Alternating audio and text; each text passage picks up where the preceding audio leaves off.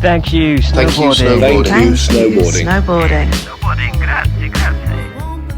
Hey friends, how you doing? My name is Chris Cracknell. You are listening to Thank You Snowboarding, the podcast diving into the history and culture of UK snowboarding. Seems like a niche podcast. Well, I guess it is. But our reach as snowboarders is further worldwide than you may well think. From guys hand building boards in the 80s up in Scotland in a shed to the current crop of UK shredders who are killing it on the world scene. So how you doing out there? I'm doing all right, thank you very much. I'm going to be giving away a photo book that I was given at the Lax Open to commemorate the 10th anniversary of it. I'll be reading the name out of the person who won that at the end. So stick around for Housekeeping Corner, as Matt Barr calls it, at the end of the podcast. But this week, I am so pleased to finally get Jenny Jones on the show. For those who don't know who Jenny is, I mean, she was and might still be currently our most decorated snowboarder and blazed a trail kind of through the mainstream to show the UK what the UK could do on a snowboard.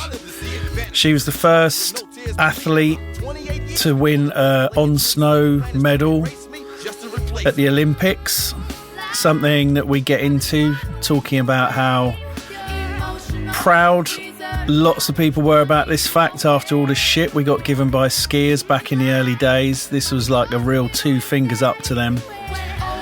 All their efforts to win anything on snow were fairly pitiful for many, many years. And then snowboarding changed all that, and it changed the coaching culture and all sorts of things, really. Something as snowboarders that we can be really proud of. Jenny's journey is really, really unusual.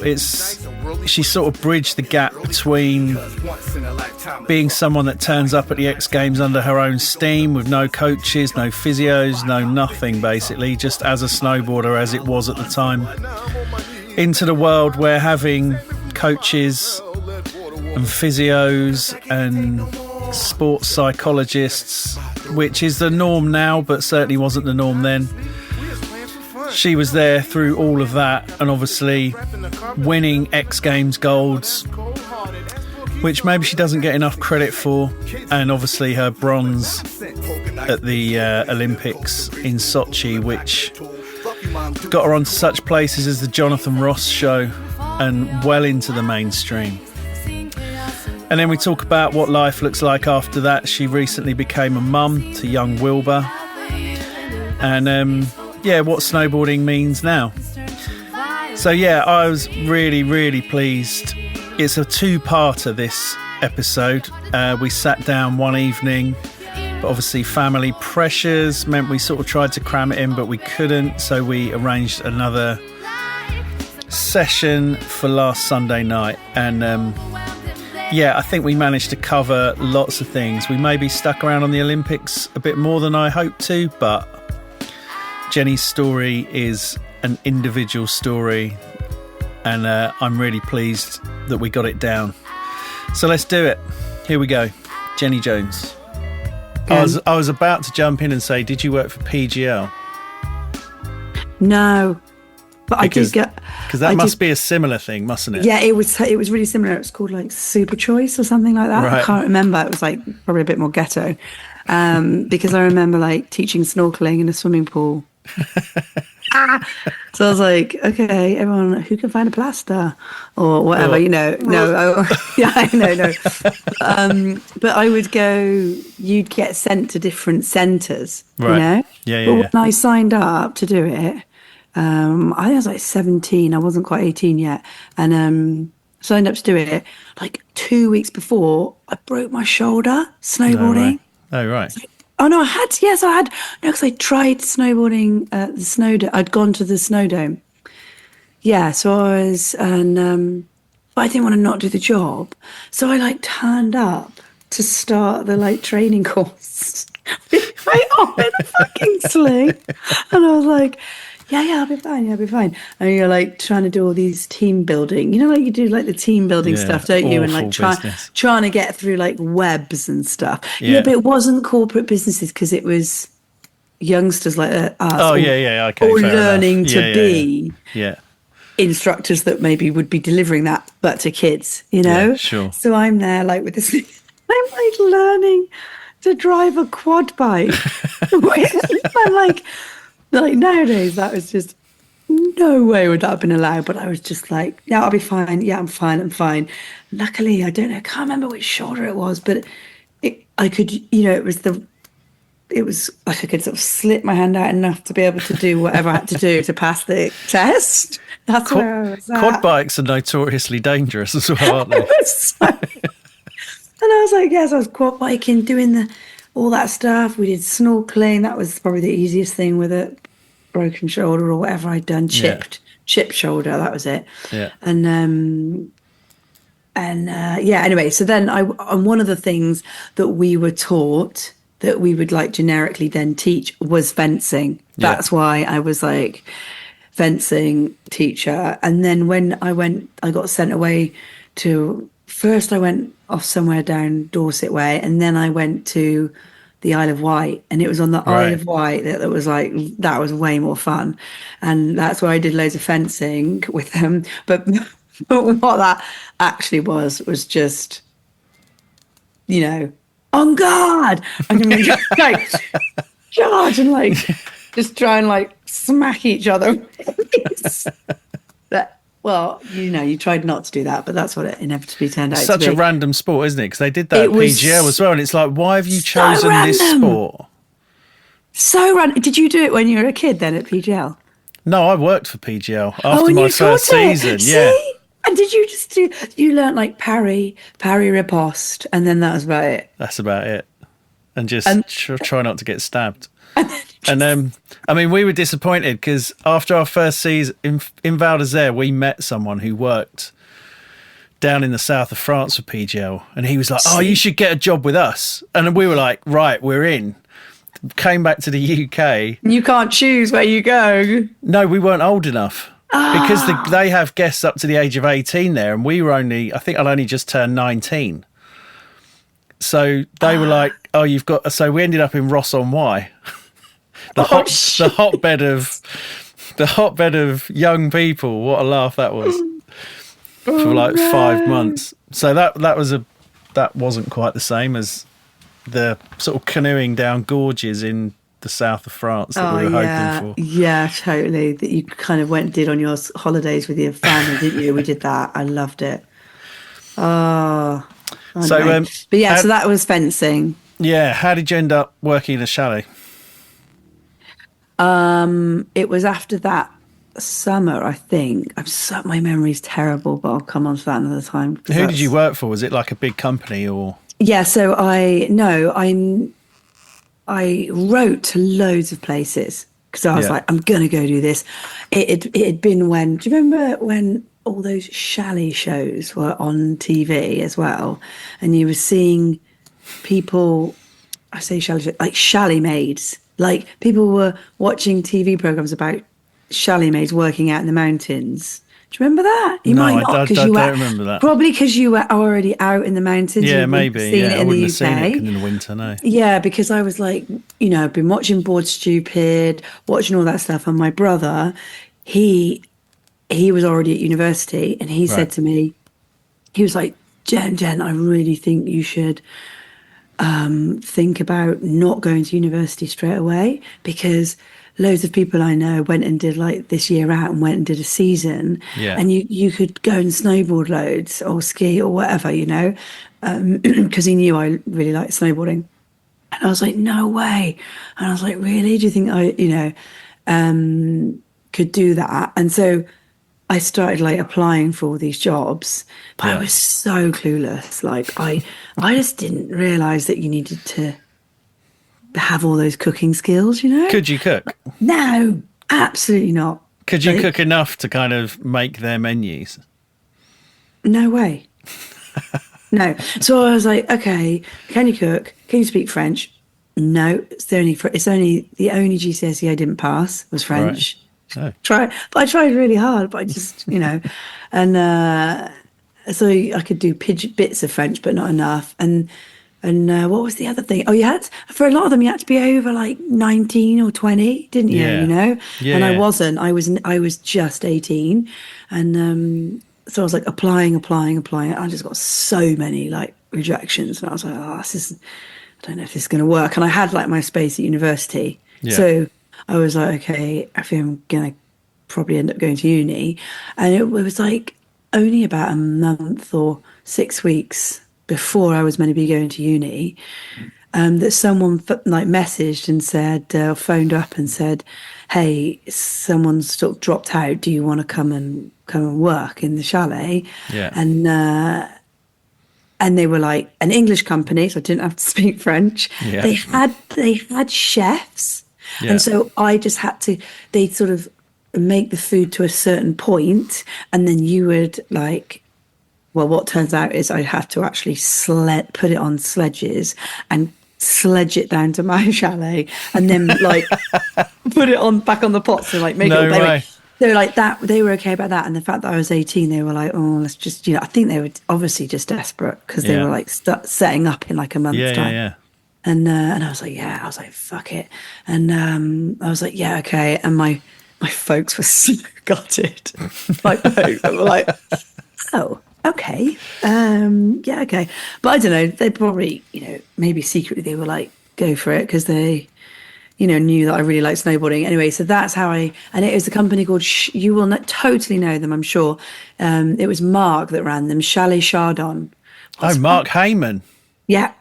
I worked with him in Lillywhites for 6 weeks before my first season. And he was really good at, like hard booting, like race, Yeah.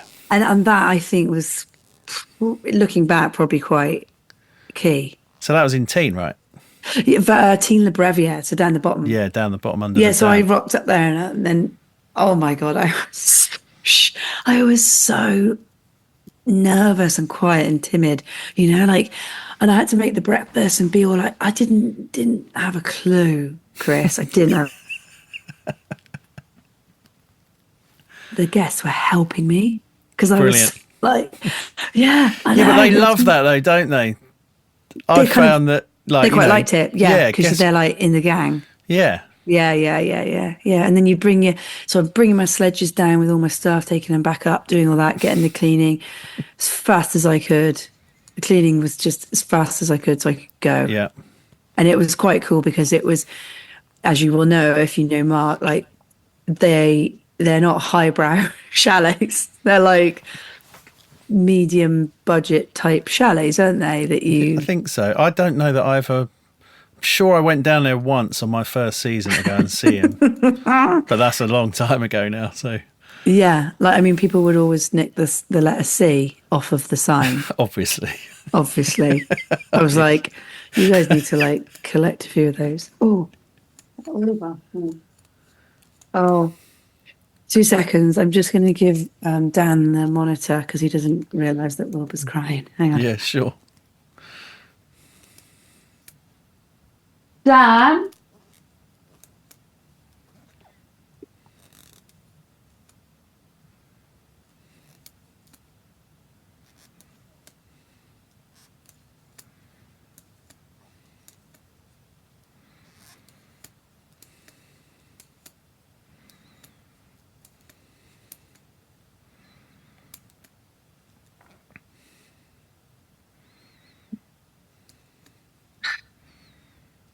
Okay. So how is it when you go back to Tignes now? Because I went back. I hadn't really been back. I've been to Tignes, but not really over to the Val d'Isère side since my first season there. And my God, you must have been like, what? That other week was a total... Well, it was... Yeah, there was definitely some change bits, but there was some bits that were like... It was like yesterday. And there was. And it was really...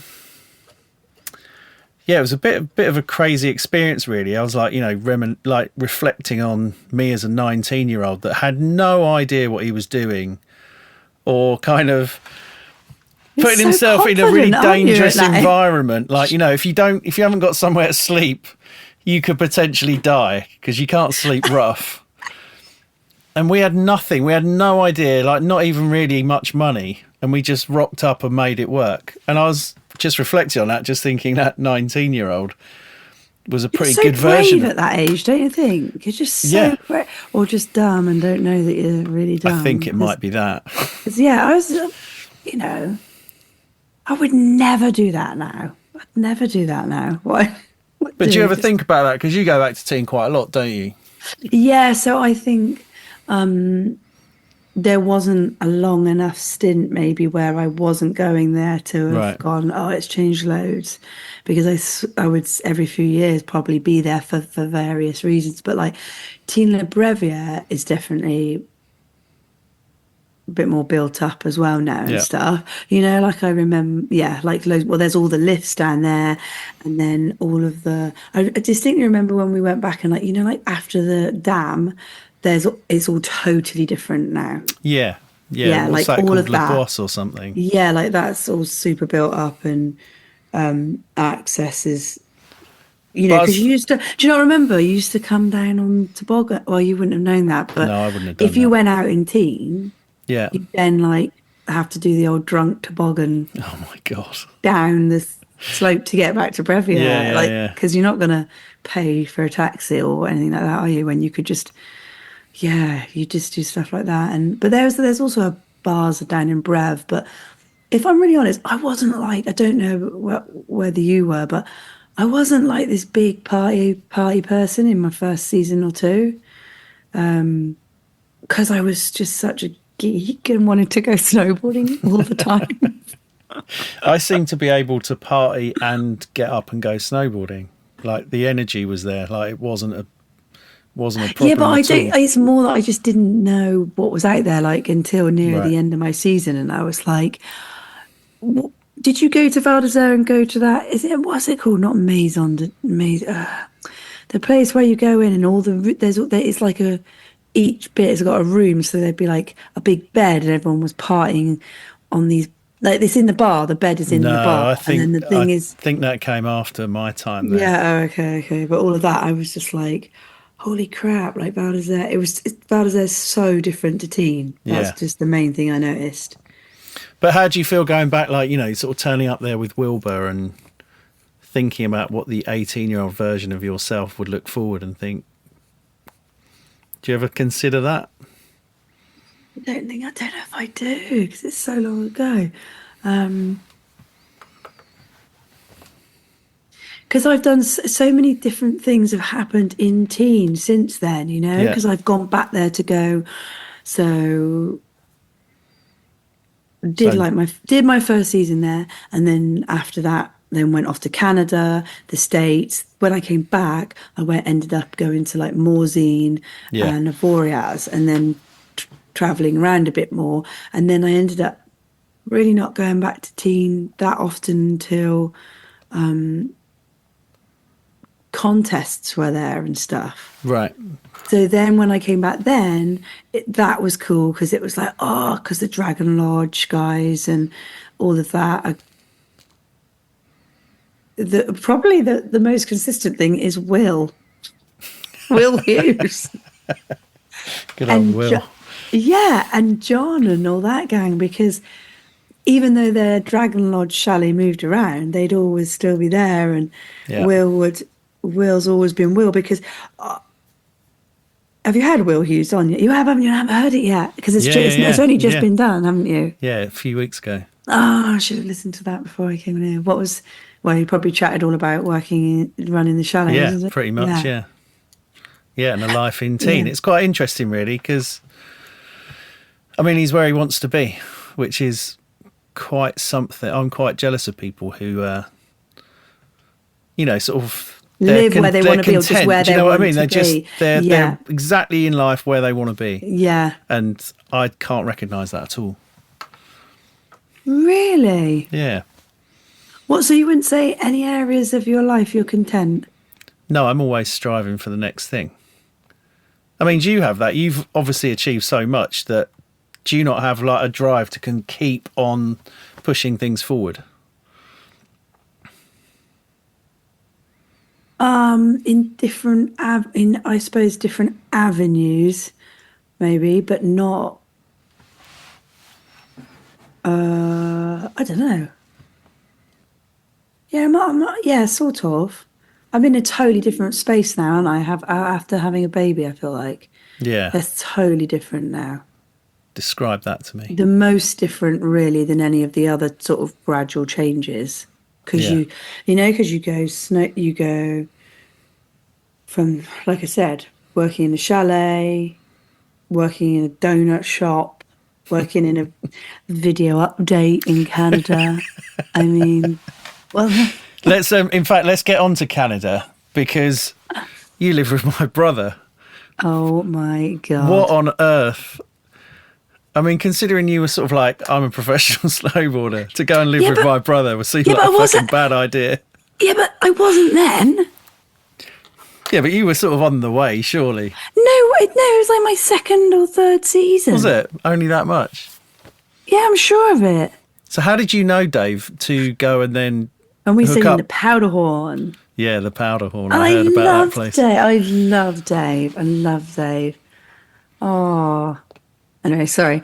Yeah, so it was just because they were just all so fun, all those lads. And then But how did you meet them to then sort I of don't hook know. up during the season?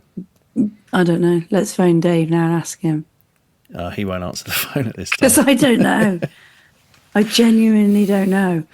And there's a few like that where I don't know how I first met people. I mean, I Like don't I've- think we ever formally met. I've So got when- I've got an early memory of you When I probably hanging met out. you through Dave, wouldn't I? Maybe, or one of the board tests in Hinton. So I've got a Yeah, memory okay. of you sitting on the windowsill of Mark Webster's car driving down from the glacier. I think you overtook us or something. And I was like, oh, I think that's Jenny Jones hanging out of a window. You were like sat on the windowsill, like outside the car, driving down the road. I'm pretty certain it was you. I just remember thinking, oh, yeah, that's, What was I doing? Just sort of hanging out. yeah. So, See, I don't know. I don't remember. Oh, there's so many things. I have to like go around and ask people to like remember stuff for me, and I'll write it down or like record it or something. But Dave, I don't know how it came about, but we all ended up getting a chalet together. It's not a chalet in Canada. It's like an apartment. yeah. But they're pretty luxury compared to Oh France. my God, like so luxury feeling with like really nice carpets and space and Space. well, there's just space, isn't there? You know, like sorry, I know that's coming from a low bar here. When you stay in like a little pokey place, don't you? In France, it's like Yeah. yeah, your like living room is your bed as well, isn't it? But there it was like.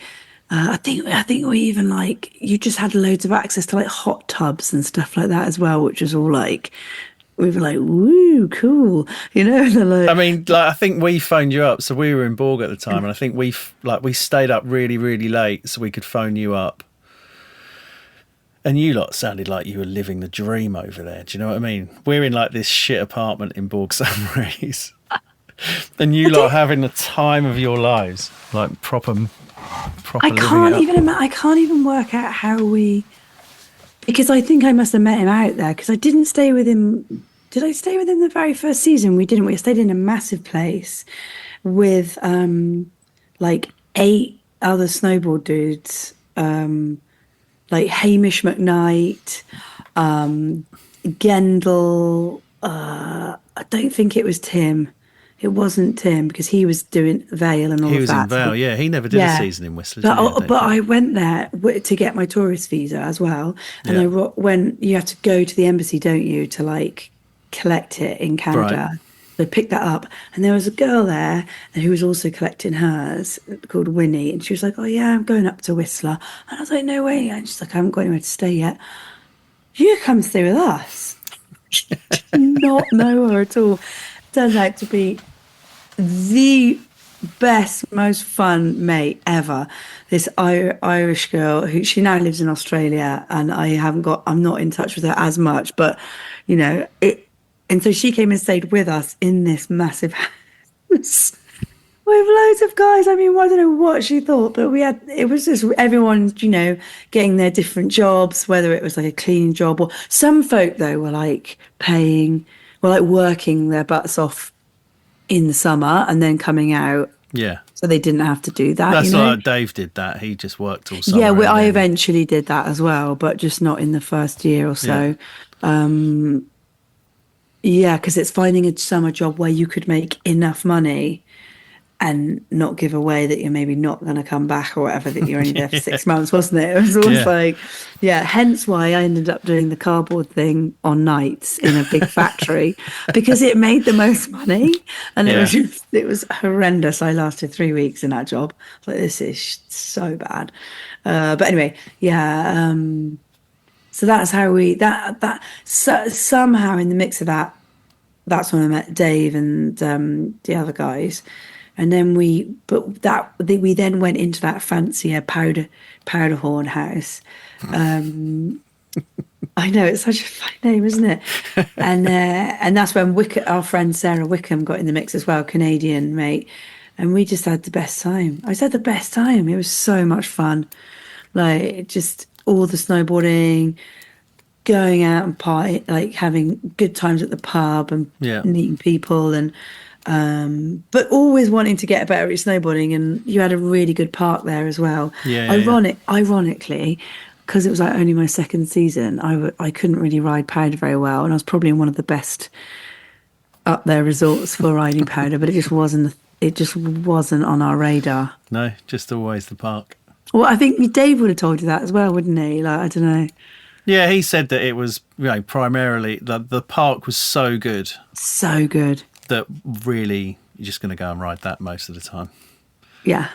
Anyway, I've like waffled on about nothing there. Sorry. No. But how do you, so sort of from doing seasons with my brother and sort of, you know, party and everything, how do you, or when did you recognise that actually you had sort of some extra talent that was maybe going to take you somewhere?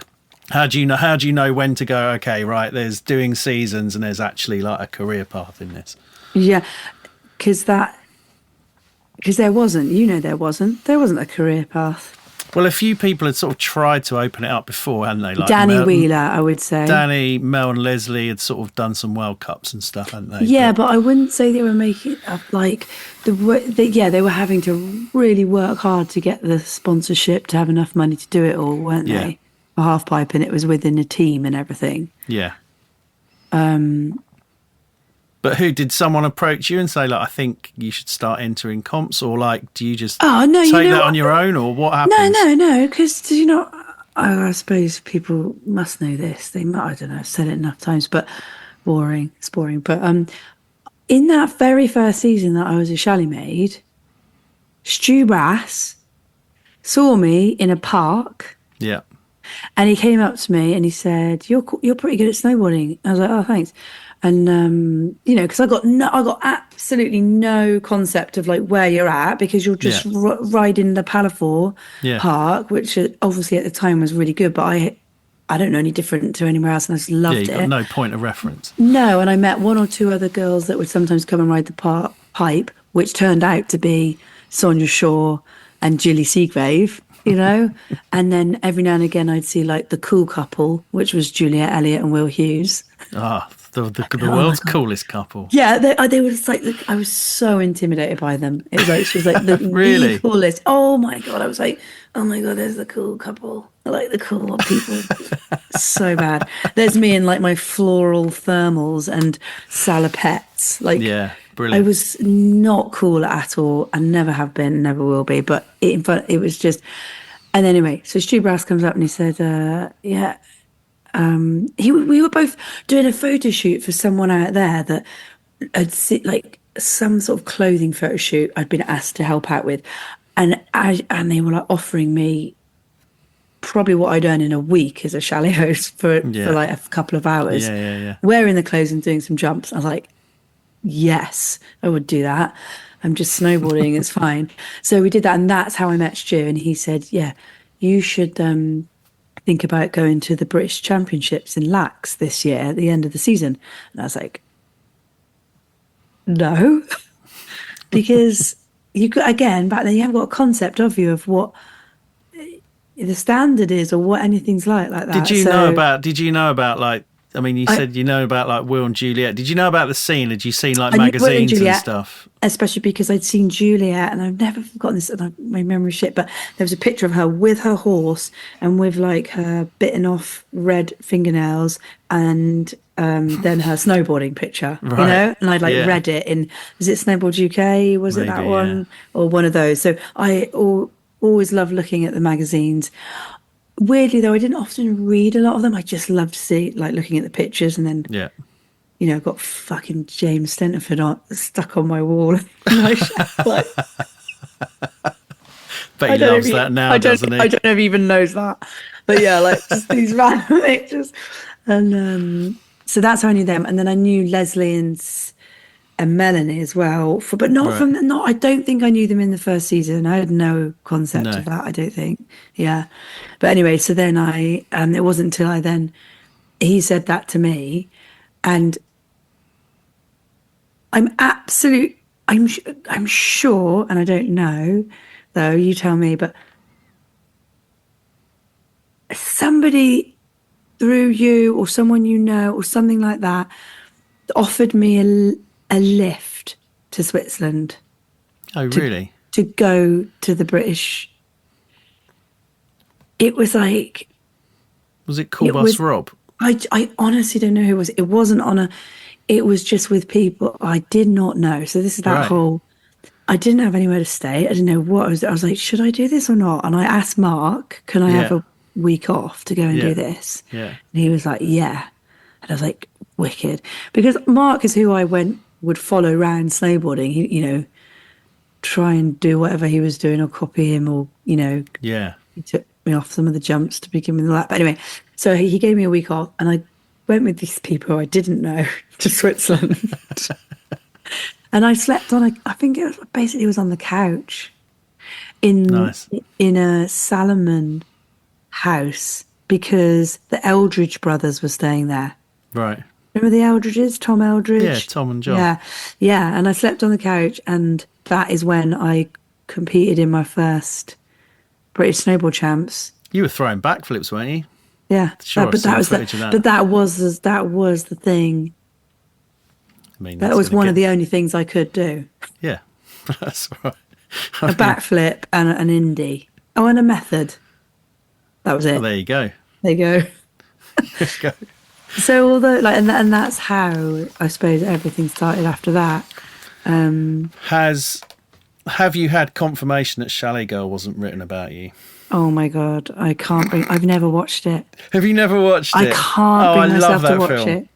It's so fun. I can't bring myself to watch it because, like, people were like, well, this is, you know, I think at the time we were like trying to get I sort of said, should we not be trying to get like some sort of royalties for this? Yeah. Has anyone ever said that it was kind of somebody's heard your story and then written a film about it? Like, is there any connection at all, is what I'm asking? I don't know, because I've never watched it, so I'd have to watch it to know like what. But all I know is that it's about a chalet maid that wants to do well in snowboarding. Yeah, I mean that's a story that could have come from. And there's a romantic bit. Yeah, the romantic bit doesn't stand up for me at all.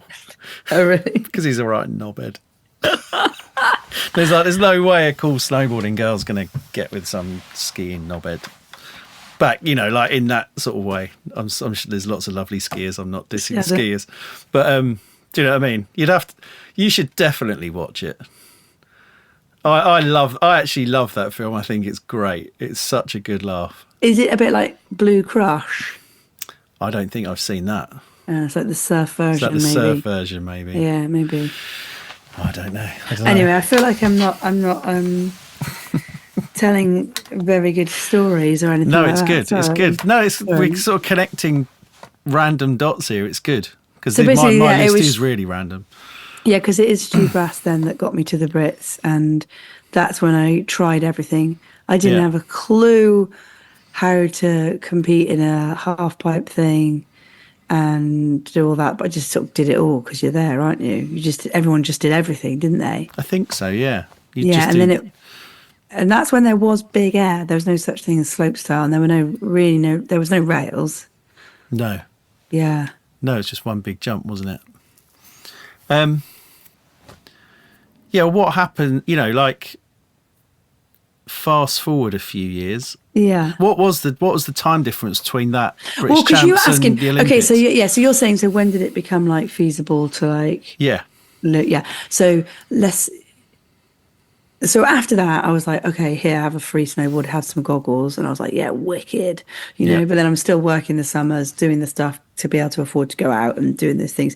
And then eventually I'm doing well and doing okay enough that I don't need to work when I'm out on the season, like I couldn't just get on with it. And I did the Triple Crowns. I competed in the Triple Crown events. So that was like straight away, like international, I suppose. Yeah. So I sort of skipped competing in Europe because I'd gone straight out to Canada and then over there. And actually there was quite good money in doing that, like the prize money. Yeah. But I was like blown away by that. And I ended up doing kind of okay in those Triple Crowns, and then I got the invite, like I think it was it was like my second or third season, and then I got an invite to the X Games, which had been my deep down like goal ever since I started snowboarding. I was like, that was totally the pinnacle for me. I was like, oh my god, I'm going to the X Games. I was absolutely pumped to go to do that. It was like, but that's the funny thing, isn't it? Having a goal like that and then achieving that goal. Well, no, I didn't because I went. Go on. Yeah, I went when I was like 21. I went and I was like, there's one of my idols or whatever, Tara Tignes. Not now, don't worry, because I know she's a bit of a douche, but yeah, she was in it. People were in it. I was like, oh my god! And I was like, I remember Simon. Do you remember Simon White? Yeah, I know. You ever come across Simon White? Yeah, him and his girlfriend Lola helped me a lot with like riding in other back before I went out there. Anyway, but yeah, so they I think they were out there, and then I went to compete, and in the practice, I came up short and tore my meniscus, blew my ACL. No way. I didn't get to compete. And then, so, because till that point, I'd had quite a like upward trajectory of just like, this is all right. Snowboarding bit. This is working. But, and in the midst of all that, I'm getting to do like, which is really key, because this is why it's different to any other sport that I did. I was getting asked to go on these wicked trips. Like for me, that was equally as important, and one of the best things about snowboarding was in going on these snowboard trips and just taking photos and trying to do things like that. Like I hadn't, in all honesty, I hadn't gone on that many yet to that point. Yeah. But I'd experienced it, and it was this whole world of like trying to be creative and getting shots, and then also like meeting the people involved in that, and so all of that was going on. But anyway, then everything just how do you deal with that? How do you do it? Because I was going to ask, like achieving your goal, I want to get to this thing, and then here you now. do it, and then there could, you could just have done it and ridden and not had an injury. But then it's like, how do you then refocus on the next goal? Like, what's the next dream after that? But because you hurt yourself, how do you deal with like I've reached my dream and it's cost me, like a proper injury? How do you then sort of come back from that? Is anybody like, or at the time, was there anybody like coaches or anybody that can help you deal with that, or are you just left to your own devices? I didn't have any coaches, apart from like in the summer, but I don't think it was happening yet at that point. I don't know if I'd met Neil McNabb yet at that point, but he was Right. quite crucial, and I feel like to my progression and stuff, because in the summers he ran community camp, and Yeah. that was great. Loved it. He was brilliant. Him and Ruth McNabb as well. So, but I don't know if I'd met them at that point. This is where like my timelines are.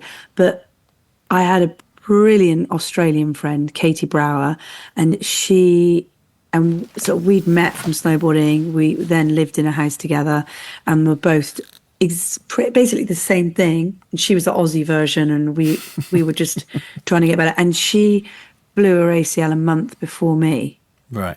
and so then I did mine, and then we're like, this is where we're at. And you wouldn't be, I used my insurance somehow to make it out, emergency, and had it all done out there in a Vale hospital, No like way. a Stedman and Hawkins clinic, which probably cost about £20,000, Wow. So I got the surgery out there. So I didn't come home, and I stayed out there and did rehab with my mate Yeah. in a house. And we really saw it as like, no, we're going to rehab back. I wasn't like, this is it. I was like, no, we're just going to rehab back and be all right. But looking back, obviously my folks and other people were like, oh, okay, well, you've had a good run of it, haven't you? Like, you've done a few years of snowboarding and you've done some stuff and it's gone really well. But this is probably time now, isn't it, to go to university and crack on with Yeah. like the rest of your life, Yeah. Because that is how it was, wasn't it? It wasn't like there was it's really hard to get that across to people, I feel like now. There wasn't a proper route or avenue or anything like that. You were just winging it. No, and it definitely wasn't. It just didn't feel like anyone was considering you an athlete. Absolutely not. You were just Absolutely somebody not. who's basically having a right laugh. Yeah. Yeah, exactly. And I think she was Katie was like just a great person for me to have met then, because I, was like, right, we're going to rehab back and I'm going to get back on the horse. But I did not get an invite back to the X Games for 6 years. 6 years, was it? Yeah. No way. So what's their kind of It was criteria? brutal. What went do you back. need That's to do? That's when I went back to Europe, and I started riding loads more, like with Sonia and Jilly and Emma and Joe, and cross paths with Danny and Melanie a little bit as well, and things like that. Yeah. And maybe like built up a bit more of my foundations of snowboarding, and just had a really good time with them, like learning loads about snowboarding and riding and photos and doing trips and all that sort of thing. And I did more and more like trips and stuff like that instead. And I think who knows, but I think it was. But really you must good have for had me. some sort of drive to want to compete again, though, because if doing trips and sort of, I'm not going to say more fun snowboarding, because obviously I've seen what you've done. You still progressed and went on bigger and bigger jumps and doing harder and harder tricks. Yeah. But there's that must still be different from competition. So, like, if you were sort of making a career for yourself, like not having to actually like go and compete, because that seems to be a whole circus on its own, Yeah, I get you. But I was never. So I was still like aiming to do competitions, because I was going to like the Roxy Chicken Jam or the Burton European Open. I was, getting into those, doing that stuff and trying to slowly build it back up. But because I'd been injured, I needed to like get my riding back up and get on with, trying to get back to where I was at and not lose some of the sponsors I'd managed to gain. Yeah. And stuff like that. So, it is. I don't know. I just never doubted that I was going to get back. I don't think. Well, that's good. Having that self-belief is a art in itself. But I was definitely a bit nervous about it happening. Like that. Like, would I be strong enough? Yeah. because I was, so I like built a little team. I started building a little team around me, thinking, all right, I go back to Bristol. I need a physio. Yeah. So I was paying for a physio. And well, basically that's the main thing you needed really, was a physio to make sure that you got it all back up. And like, whatever that was 30 years ago, physios were not seen as like a cool thing, were they? They were like this wishy-washy thing. And then this is the bit that people would be like, what? Eventually I was like, I think I need, someone suggested that I spoke to a sports psychologist. Yeah. And that is definitely not cool in snowboarding then. It was like, what, you dork, you know? But I was like, fuck it. Start manifesting stuff. I need a little bit of help here on how to like, because I'd never had too much of an issue with like getting back on with it, but because of ACL's quite a big, recovery time. It's like 9-10 months, isn't it? And then because then when I went out, when I went back out on the snow, I went to Morsey Novoriaz, whatever. It was like Christmas or New Year. Hamish frigging Duncan was crashing with us. I don't know why I remember this. And we were having like a party, and I ended up, and this was totally my fault, I ended up standing up on this stool and getting egged on. We were dancing to Irish music, celebrating, and then the stool went from under me. And the meniscus that I'd obviously damaged the previous year was more damaged than anyone had realised. Right. And it just completely tore. And so my ACL was fine, but my meniscus wasn't. I remember coming back and being in agony, and Hamish Duncan being like, oh, he'd used my bedroom to cop off with some chick. I bet he had as well. I was like, you fucking shitbag. And I was like, I was like, this is killing me. And I was like, I don't know whether I had to, if I did kick him out in the end. Because I probably would have slept on the sofa, but I was like, no, mate, you and this bird need to get out, because my knee is like swollen like a, you know?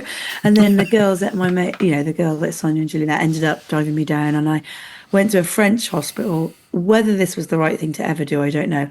But they went in and they just cut like a third of my meniscus out my knee. No like way. That. Gave it me in a little pot, and I was like, oh, right, okay. Man. Like these days they'd probably try and salvage that shit, wouldn't they? So that you don't have arthritis. Well, you'd like to think so. I mean, I've heard all sorts of horror stories about people ending up in Bourg Saint-Maurice Hospital just because we were close by to it. And, like getting big bits of metal put in them when they don't necessarily need big bits of metal put in them. Yeah.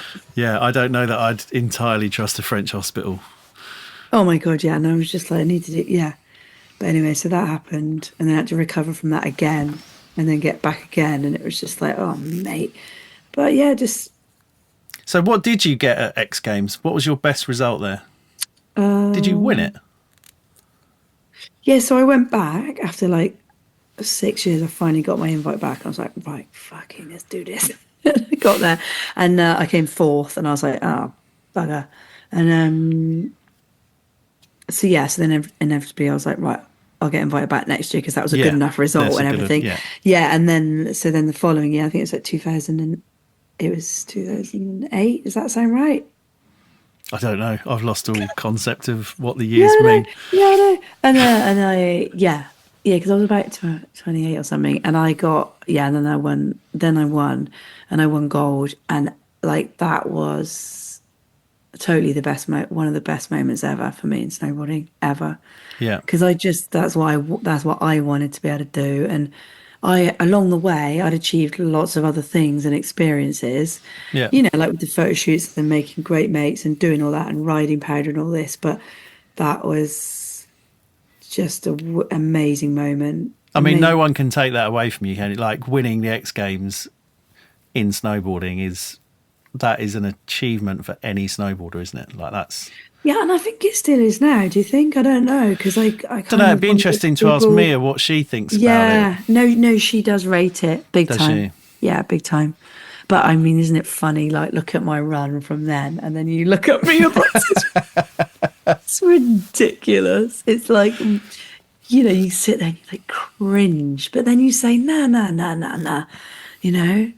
Yeah, it was sick. That was then. This is now, you know? How long after was it that you got a bronze at the Olympics? How many years? Yeah, so then because I won that X Games gold, and then I went back the next year and I won it again. And smooth. put two fingers up to the States a little bit because the USA commentators were like, you can hear it on the commentary. They're like, yeah, she's back. She's back at the X Games. She has won gold, but there's an asterisk against it because none of the top athletes or top riders were in the event. And I was like, fuck you. I was like, right, okay. That is so disrespectful, isn't it? But you sort of see that in the X Games. They want an American to win. That's the story, Jamie isn't wasn't in it and whatever. And me and Jamie were like teammates. We're Billabong. We were on Billabong together. Yeah. And so she wasn't at that first one, which I won. And then the second one she was at. And then I beat her and I won. And oh, yeah, it was like, I was just as stoked at that one for lots of different reasons as well, because it is hard to come back and like do it again. And then it came to teen, and that, yeah, of course, when I went back to teen, and it was so cool. I was like, oh my god, I'm back in teen. And it was like, it felt like I was in my home resort, because all the chalet maids and chalet hosts and all felt like they'd all come out and they were all stood there cheering, and it was like, yeah, we were in like this.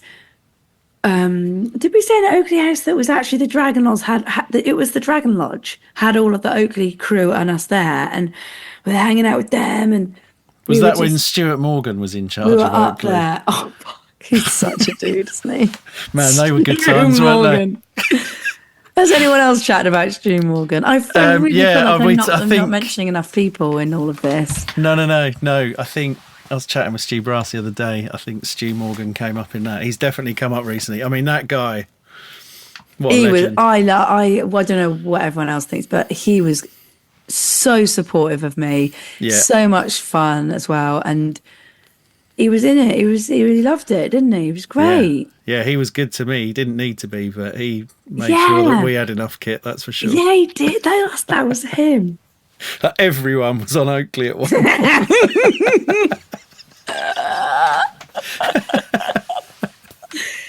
And then to win in Europe in teen, I was like, yes.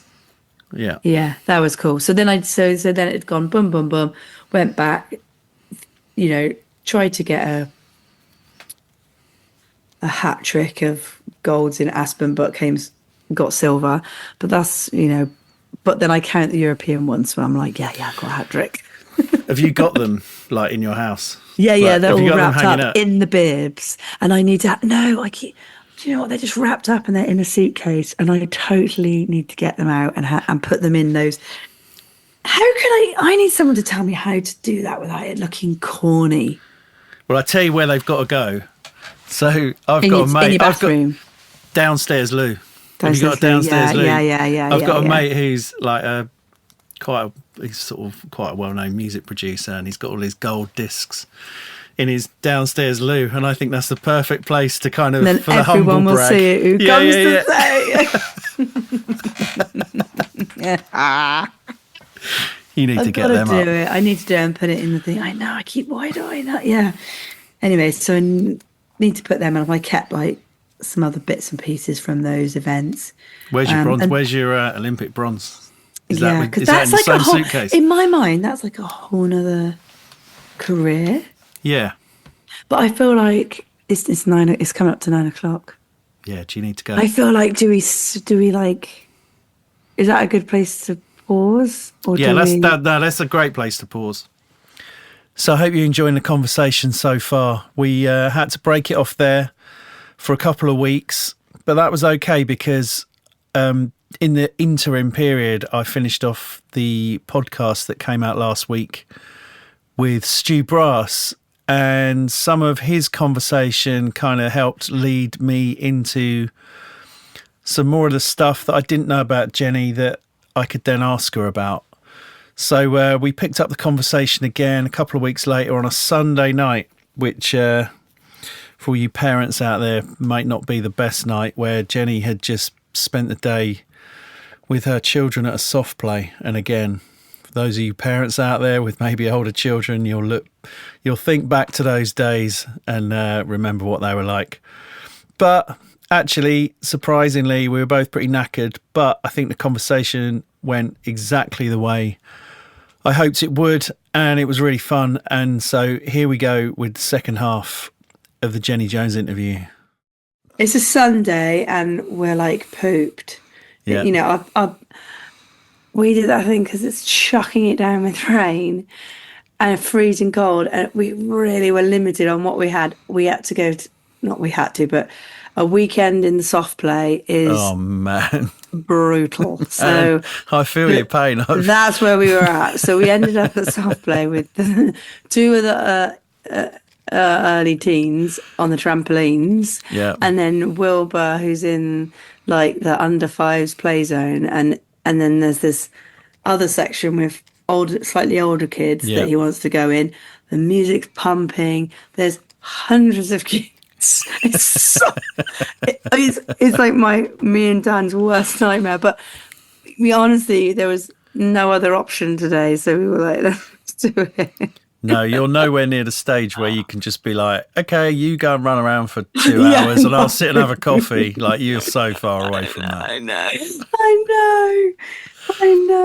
like, oh my God, just wait. Can someone run a soft play that doesn't have like pumping tunes coming out? I don't think it's necessary. Man, I've designed in my head the perfect soft play. It's got all acoustic treatment, so the sound's really contained. There's like, you know, it's all sort of sectioned out so the noise just doesn't travel everywhere. I think every parent has been through this conversation. Oh my God. Tough day. Anyway, and now we're back, but it's all right. We've been out in the puddles and done all the puddle action, got soaked. Sweet. We've covered everything today, and now, we're chatting. It's nice. We're chatting. We're chatting. This is all it is. Yeah. Well, I guess the first place to start, or what we were getting to, was the Olympics. But I mean, everyone knows. Everyone knows that story. Everyone knows that story. But what I wanted to talk about, so Stu was saying that basically straight afterwards, because he was your sort of manager at the time, wasn't he? Yeah, and he had been like for years and years and years, because it's like you didn't have like, you know, like there's like proper agencies, isn't there? Managers and all that, but that just wasn't necessary. And before that, really, you know, to have like one of these big agencies or something. And Stu did a really good job of looking after me, you know, and over the years. And but I mean, what prepare, or is there? I mean, I guess there's nothing that prepares you for like the sort of media shitstorm that all of a sudden everybody wants a piece of you. And how you navigate that. Like, Stu wasn't trained for it, and I guess you weren't either. Stu was like, I think, trying not to be, but he was like, holy shit, because it was just coming at him from everywhere. Yeah. But I mean, how do you deal with that? Because I saw that clip of you going on Jonathan Ross. Oh my God. And telling that story. I mean, did you have that primed in your head as like, okay, I'll do this story. That's kind of like my sort of thing, or do you just go on there and you don't really know what's going to happen and what you're going to get asked? Actually, so that Jonathan Ross one, you go to like a green room before, and they try to give you quite a lot of drinks, right? And I was like, let's see what's going on here, like, just so that you get a bit looser, bit zingy. You know, which is fair enough, because I suppose it makes a bit more chat. But I'm not that stupid, you know. So I sort of had my one drink or whatever, and we were on with, you know, I don't want to be a douche, because they're obviously really nice people, but Jonathan Ross has had some amazing guests, hasn't he? Yeah. And I was like, oh my God, I wonder who we're going to be on with. This is going to be sick, you know, like some Hollywood actor, or you know, like just. Who was on with you? And then I sat in the green room and they were like, hey, and I was like, hey, all right, yeah, this is muck busted. So it was when Fucking disappointment. when McFly blended And busted. with Yeah. I know the premise. It wasn't even the prime, whatever. But you know what? They were lovely blokes. Oh, I'm sure they are. I'm sure they they were are. really lovely blokes, but I was just a Just tiny disappointed. bit gutted.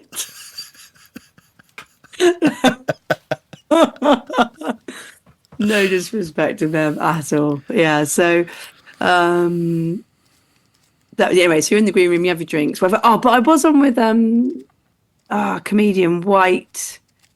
What's his name? He's very funny. He's also on James Corden's show that I went on. The comedian White. There's a lot of them. Whitehall. Jack Oh, Whitehall. Jack Whitehall. Yeah. What was he like? Was he all right? Yeah, he's all right. She's quite funny. Yeah, he was funny. Because so then, yeah, you had a drink or two and then you come on. But before that, they were chatting in the green room to me and they were like, have you got any, anecdotes or stories about blah, blah, blah, or this, that and the other? And then I sort of said a few different ones actually. And they were like, that one.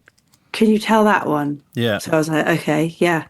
So that's sort of how it rolled out, and so they prepped questions to lead into that, I think. Okay. Yeah, but it's quite funny because Lizzie Arnold sat next to me, and she's like, she's sort of like your head girl at school, Right. type. She's quite well-to-do, and was in case people are wondering who I'm talking about, Lizzie Arnold won gold in skeleton. So we'd both been flown back from Sochi to come on the Jonathan Ross show. Okay. And so normally you don't fly back until the end. Yeah. So that was cool though, because I'm like, I walked onto the plane and the air hostess said, we've been expecting you, Miss Jones. And they were like, please turn left. It's like the first time and the only time I've ever been in first class, and it was cool. I'm not gonna lie, it was fun. I've never done that. Yeah, no, fair enough. Anyway, so we flew back for that, and then for various other, because the Olympics is 2 weeks long. So by the time we flew back, our medals would have been overshadowed by the next person. Yeah. So they want you to come back so that the breakfast shows and the Jonathan Ross shows can all chat to you like straight away. Yeah. So that's what happened. We came out and then you're just on this train of like different things. Yeah. And you got to, you go do it because I was under no illusion. Like people had told me, once I'd won that medal, they were like telling me, hey, this is only going to last X amount of time. So like make the most of it and enjoy it and all that sort of thing. So that's kind of where I went with it. There was a few things I didn't do, but I think I've said to you, those are the ones I didn't do. Yeah. But Stu was really good at sort of taking on board and managing it. But I don't know if he said this or what have you, but we kind of quite quickly realized we needed a bit more help. Right. So I got another agent as well as Stu on board. Yeah. And so that was really good because that really helped manage the areas that they just weren't his his field and totally. And you needed to sort of it just seemed like that, and so that worked really well. And because he still dealt with all the kind of core stuff, the snowboard stuff and all those sort of things that were going on. Yeah. So that's how, I ended up on that Jonathan Ross and then the James Corden show. Do you remember that? Where they're like... I don't think I ever watched it, but I mean, obviously I know James Corden is. Yeah, he was like the host of it initially, and there were...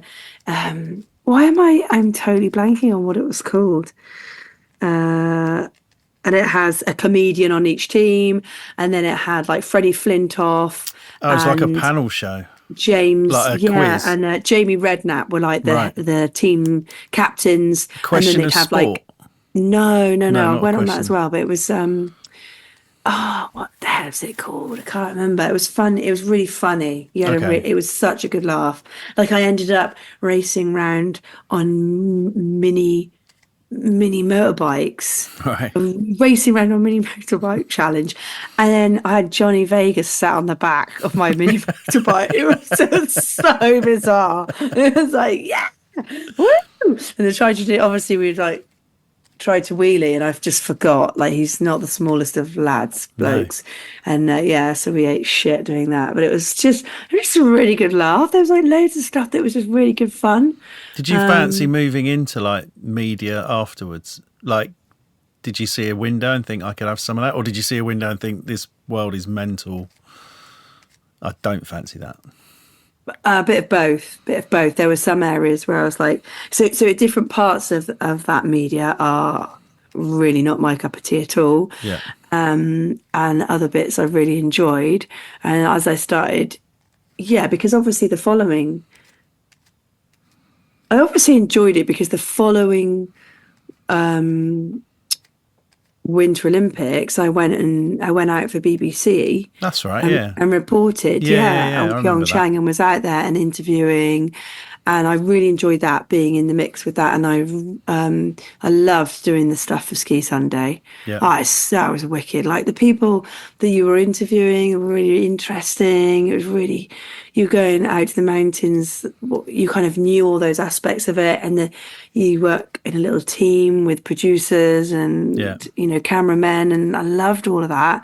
So it was really really fun, like creative side of stuff that I'd not done. Yeah. And I wasn't relying on my hucking myself off of massive jumps and all that kind of thing. So that aspect I did enjoy initially when I had to do. I did a lot. We did like Radio 5 Live, and when I first did that, I did like an extreme sports show. Oh yeah. But I was like one of the main hosts, Yeah. and it was too soon for me Right. to do that. I wasn't skilled enough at all. Yeah, and yeah. so actually I just shit myself the whole time. I was terrified. And then so it just wasn't fun. Yeah. Whereas if I got asked to do that now, I'd be like, oh yeah, 100%. And I'd be so much better at it. Like as in, I just enjoy it more and prep for it in the right way. And it was, So, but I'd say 95% of it all I loved. Okay. Like as in just had a good, it was fun. Yeah. It was really good fun because you didn't, I'll tell you the one that I was a bit embarrassed about doing was the chase, because I just didn't know some of the stuff I got asked. Right. And it was like, oh my God, I look like such a pleb, or maybe I shouldn't use that word anymore. I don't know. So that was terrifying because I'm not academic but it was for charity. So you're like, yeah, okay, I do it. Yeah. Just going back to the Olympics then. Yeah. I mean, I remember where I was watching it, and obviously with Ed and Tim's commentary and everything, it was, just like an iconic moment. But I think it was sort of for everyone in snowboarding. You've probably heard this from loads of people. No, but do you know what? It's always a bit different from every person that you hear it. So it's I nice. just remembered. I mentioned his name to someone recently. There's a guy called Steve who used to be the manager of like our local dry slope when I worked there. Yeah. And he hated snowboarders, just didn't understand it. This was like early on. This was like sort of early 90s.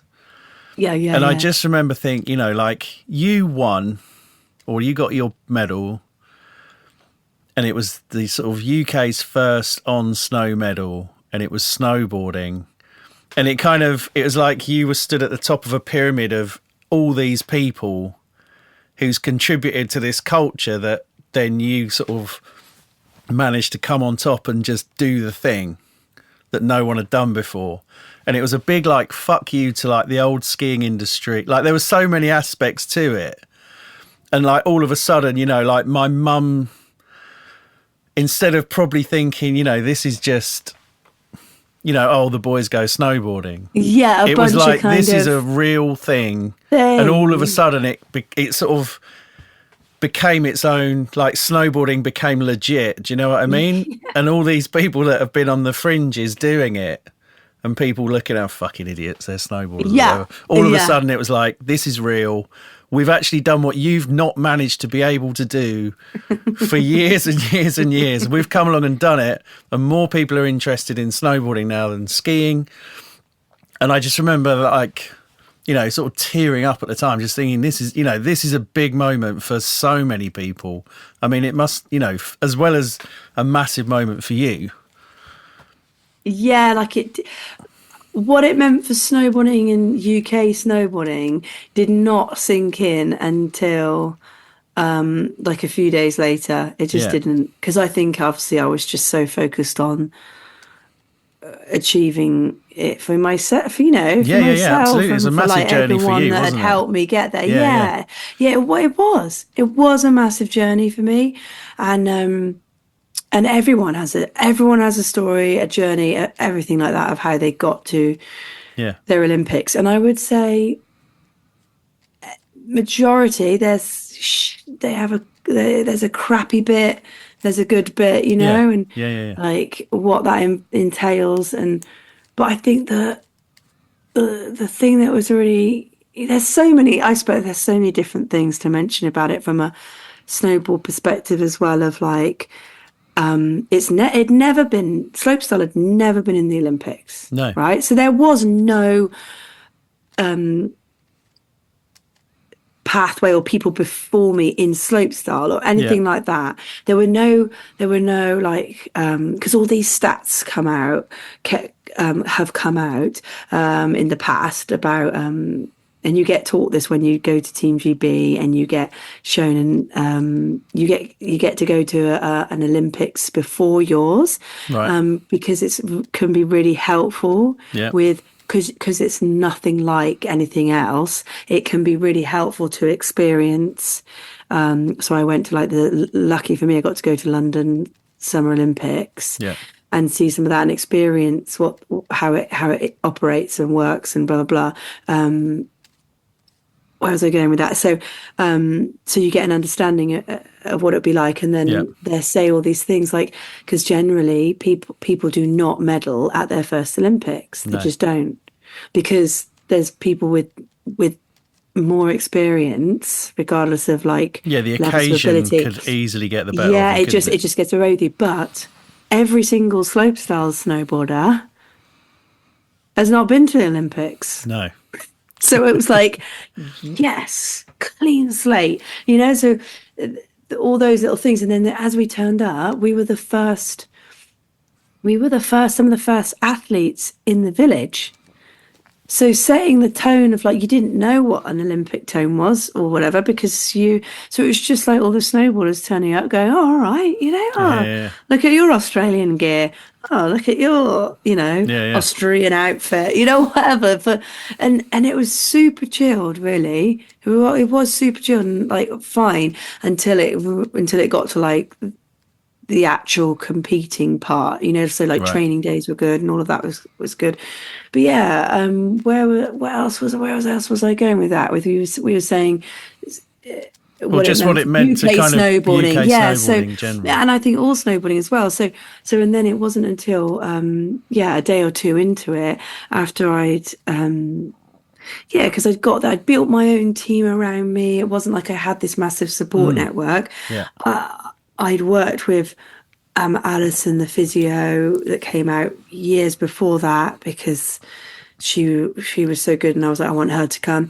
The sports psychologist is the one that I met like 8 years prior to the Olympics, and when it wasn't even, you know, on the radar, and she didn't even come out.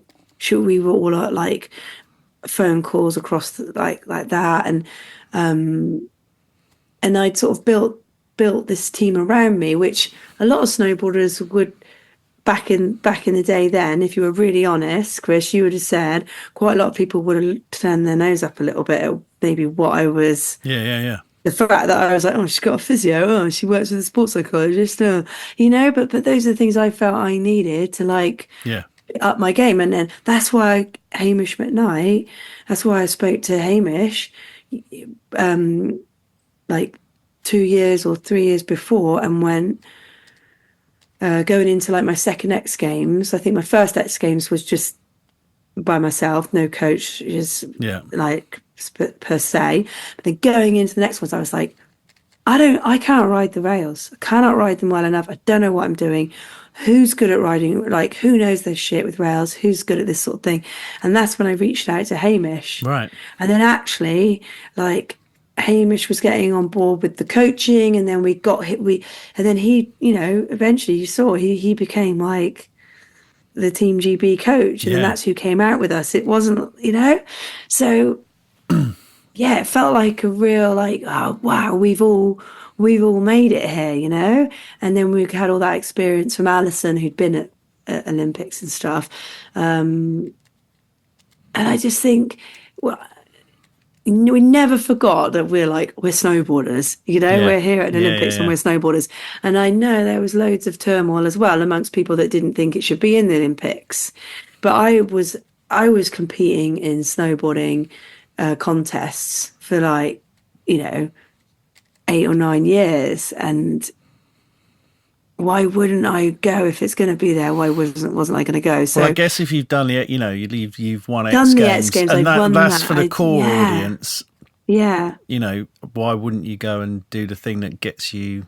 Yeah. Kind of might help set you up for many years later. Do you know what I mean? Yeah, that bit hadn't quite. It was more not wanting to miss out on going and knowing if I could go, I should go.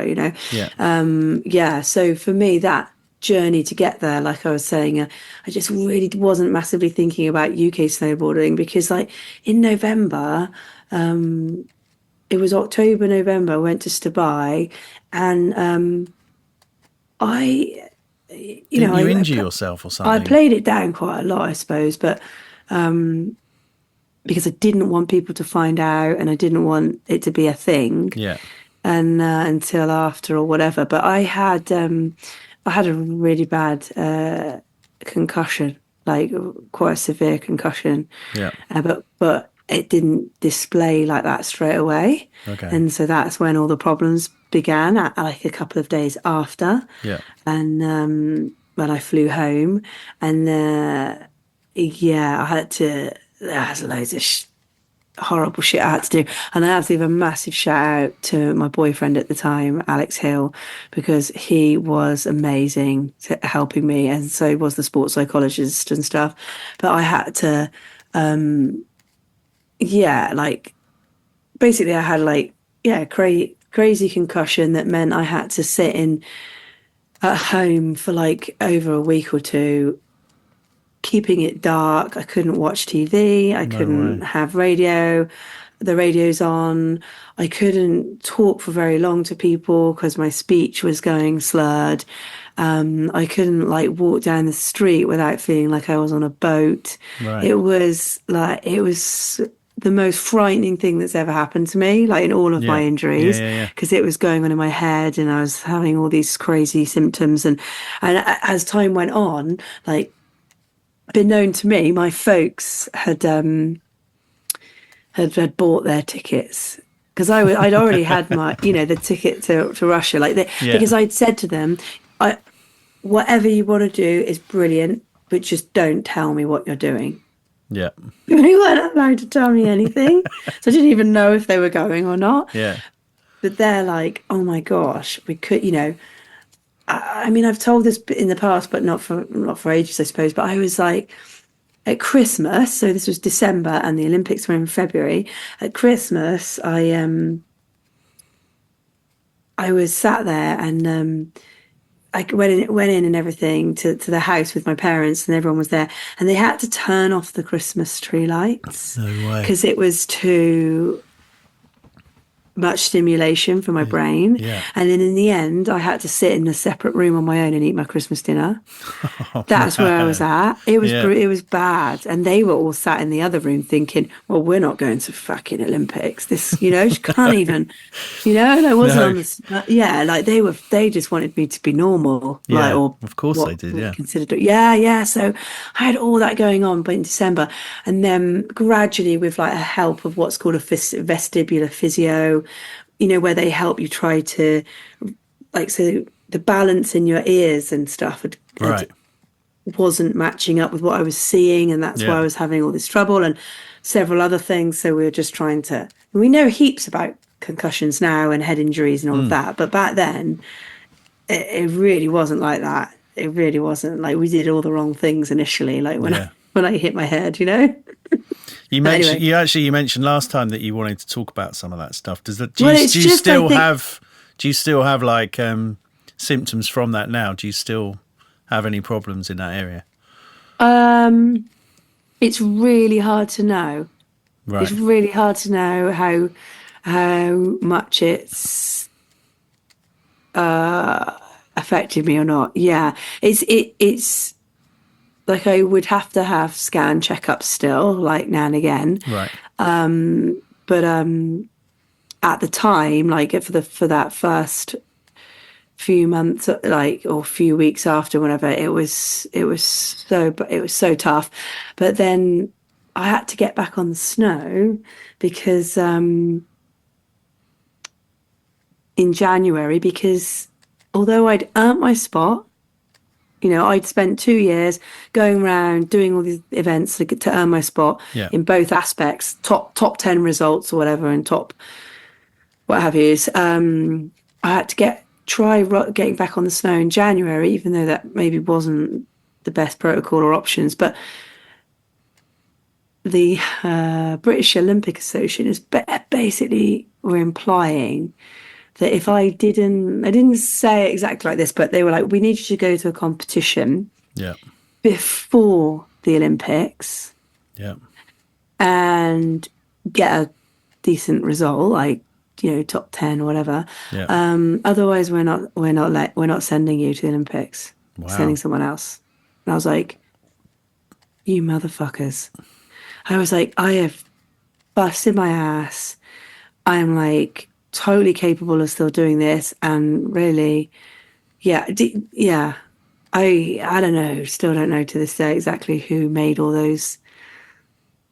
Anyway, but I guess you're dealing with like, I don't want to get too far into this, but you're dealing with a big machine that exactly haven't you know, they're not necessarily, and that's I've never experienced that. It's It's hard. not up. It's some people up the chain. It's other powers. They're the shareholders kind of thing. And that really like threw me, because throughout my entire snowboard career, never been like that. I'd never been had to answer to anyone or been like that. I was like, I will, you know, and I would always get to where I wanted to get to, what have you, and you know. Yeah. And so I found that really hard, but I was like, I gotta do that. Right, okay. And so we went out on the snow, and I knew I had that, because people were like they'd lost faith in me. They'd lost faith, like, and apart from the really close people around me that were like, right, now, come on, you know. So sports. So my sports site, Louise Jones, massive shout out to her, Alison the physio, and Alex, and we went out, and it was literally ride for an hour, come off and sleep, because of my brain. Wow. Ride for a few more hours, come off and sleep. It's like January, dude, you know. And then the events come in, and then we're getting, you know, it's getting better and better and better, and we're getting there. But I've got to be like competitive, you know. Yeah. And I've got to get a fucking result. Yeah, you can't just do it. You've got to actually turn up and do it. And it was all my deep down. I was like, how can you do that to someone when they really, all they need to do is like have extra time to recover and get back to it? And anyway, and I went out there and I did my competition, and I'd never been so fucking glad, Chris, to come fourth in an event in my life. I was like, there you go, top 5, boom. Yeah, you know, and that was that. And then actually, for me, that was harder than anything else, I think, because we got on the flight home. I remember this. We got on the flight home from Colorado. Oh my God, I'm like really emotional. Got on the flight home from Colorado, and I just burst into tears. I bet. And I was like, because I knew then, that's it. I'm going. Yeah. I'm going to the Olympics now, because the next flight I was getting on was to Russia. Yeah. there was no other time to be on the snow, couldn't get injured, blah, blah, blah. And so, yeah, and I was just, and so when I actually then got to the Olympics, every single thing from that point was a bonus. Right. Yeah. Absolute bonus, because there's no way in December that anyone thought I was going. No. So when people are like, oh, what you aiming for, what you ever, it's like, mate, I'm here. I'm fucking here. I've done it. Do you think maybe that worked then in your favour? Because it sort of took the pressure off yourself. Massively. Yeah. And I think there was more pressure in the semi-final than the final. Yeah. Because once I was riding, you reset your goals all the time, don't you? So I'm now at the Olympics. I need a new goal. My goal is to make the finals of an Olympics, and I'd be really proud. I'd be so proud of that. Like, that's it for me.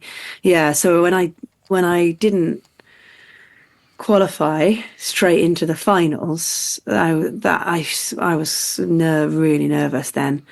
I was really nervous because I think I would have, I mean, they even gave you like the sort of Strictly Come Dancing pause between you pulling up at the bottom. Your score seemed to take an age to come through as well. But in the final, because once I was in that final, I was in that final, and we were like, people don't want to hear all this because it's boring, but about what we were deciding about what runs and all that, but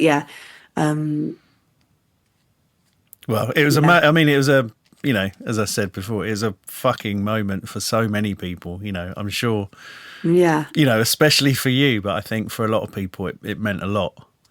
It sort of validated a lot of things. But it's funny, isn't it? Because you stood there and you waited for the score, and then you're like, fuck, oh my God, I'm in first, like it paid off to tidy up my run and make it perfect. And then I knew, like 100% knew that I was going to drop down. Yeah. Like I absolutely knew that. I just didn't know how far I was going to drop down. Yeah.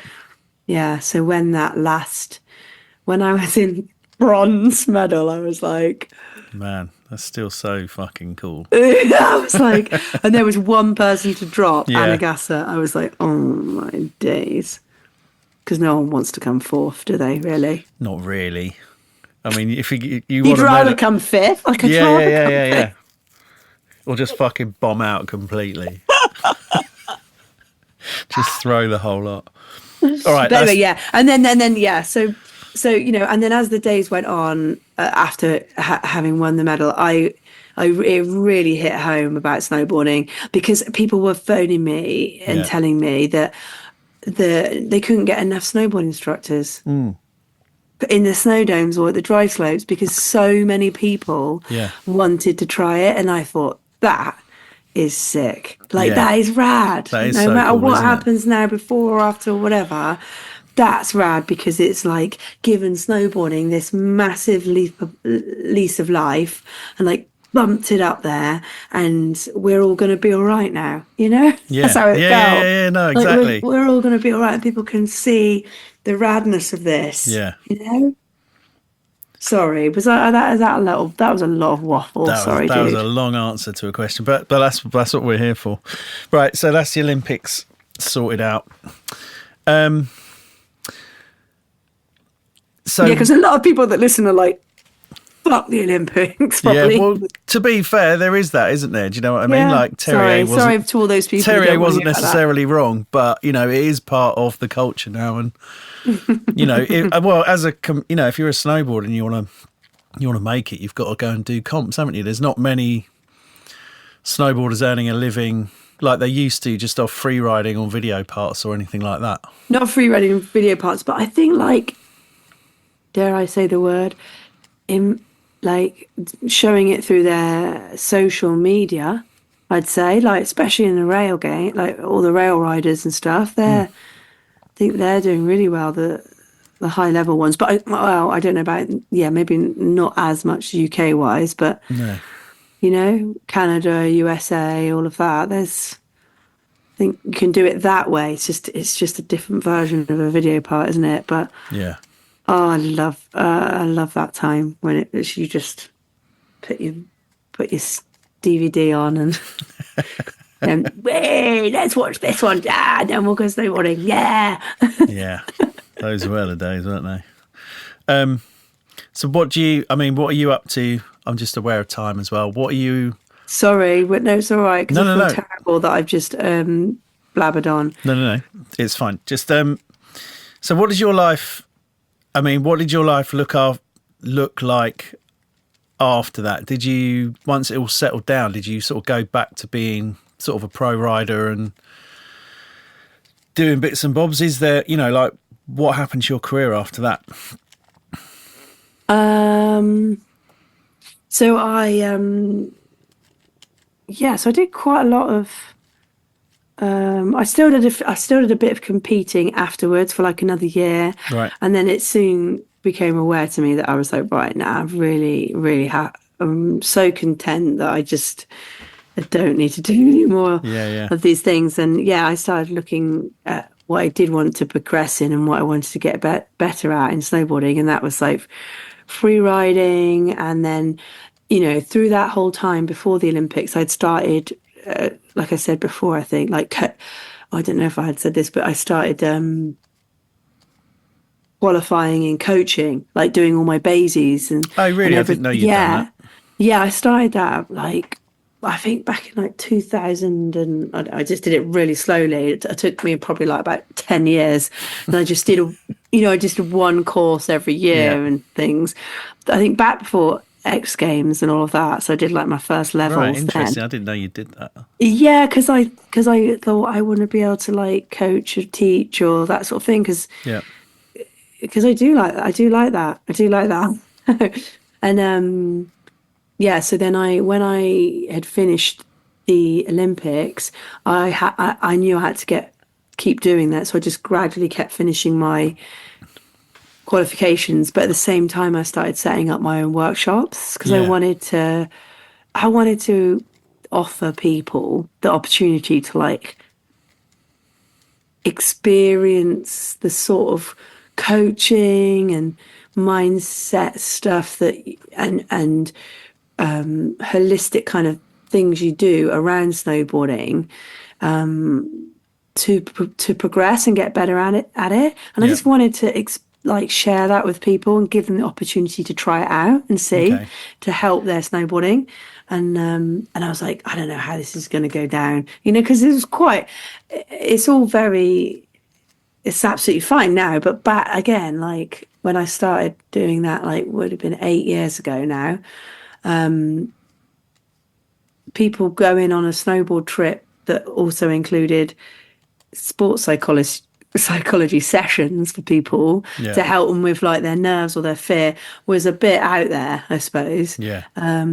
Or not seen, it's not exactly punk rock, is it? Flipping whatever. But it's not 5 pints at Après, is it? No, although that does feature still. But and people have really enjoyed it, and I love coaching. So I've got I have different coaches on each workshop. Depending on what how we're kind of tailoring it and what we're doing. So I do sort of bespoke different ones really. So one is more mindset for people that are oh man, I really want to try and hike up these ridge lines and drop in, or I really want to try off piste and all that. And then you're trying to help them in all ways, not just their physical ability, but how they might be able to get through that in other ways, mentally and stuff. So we do that one. Then there's other workshops that I did to help people with pre-season fitness. I think in December it was when you guys were out there.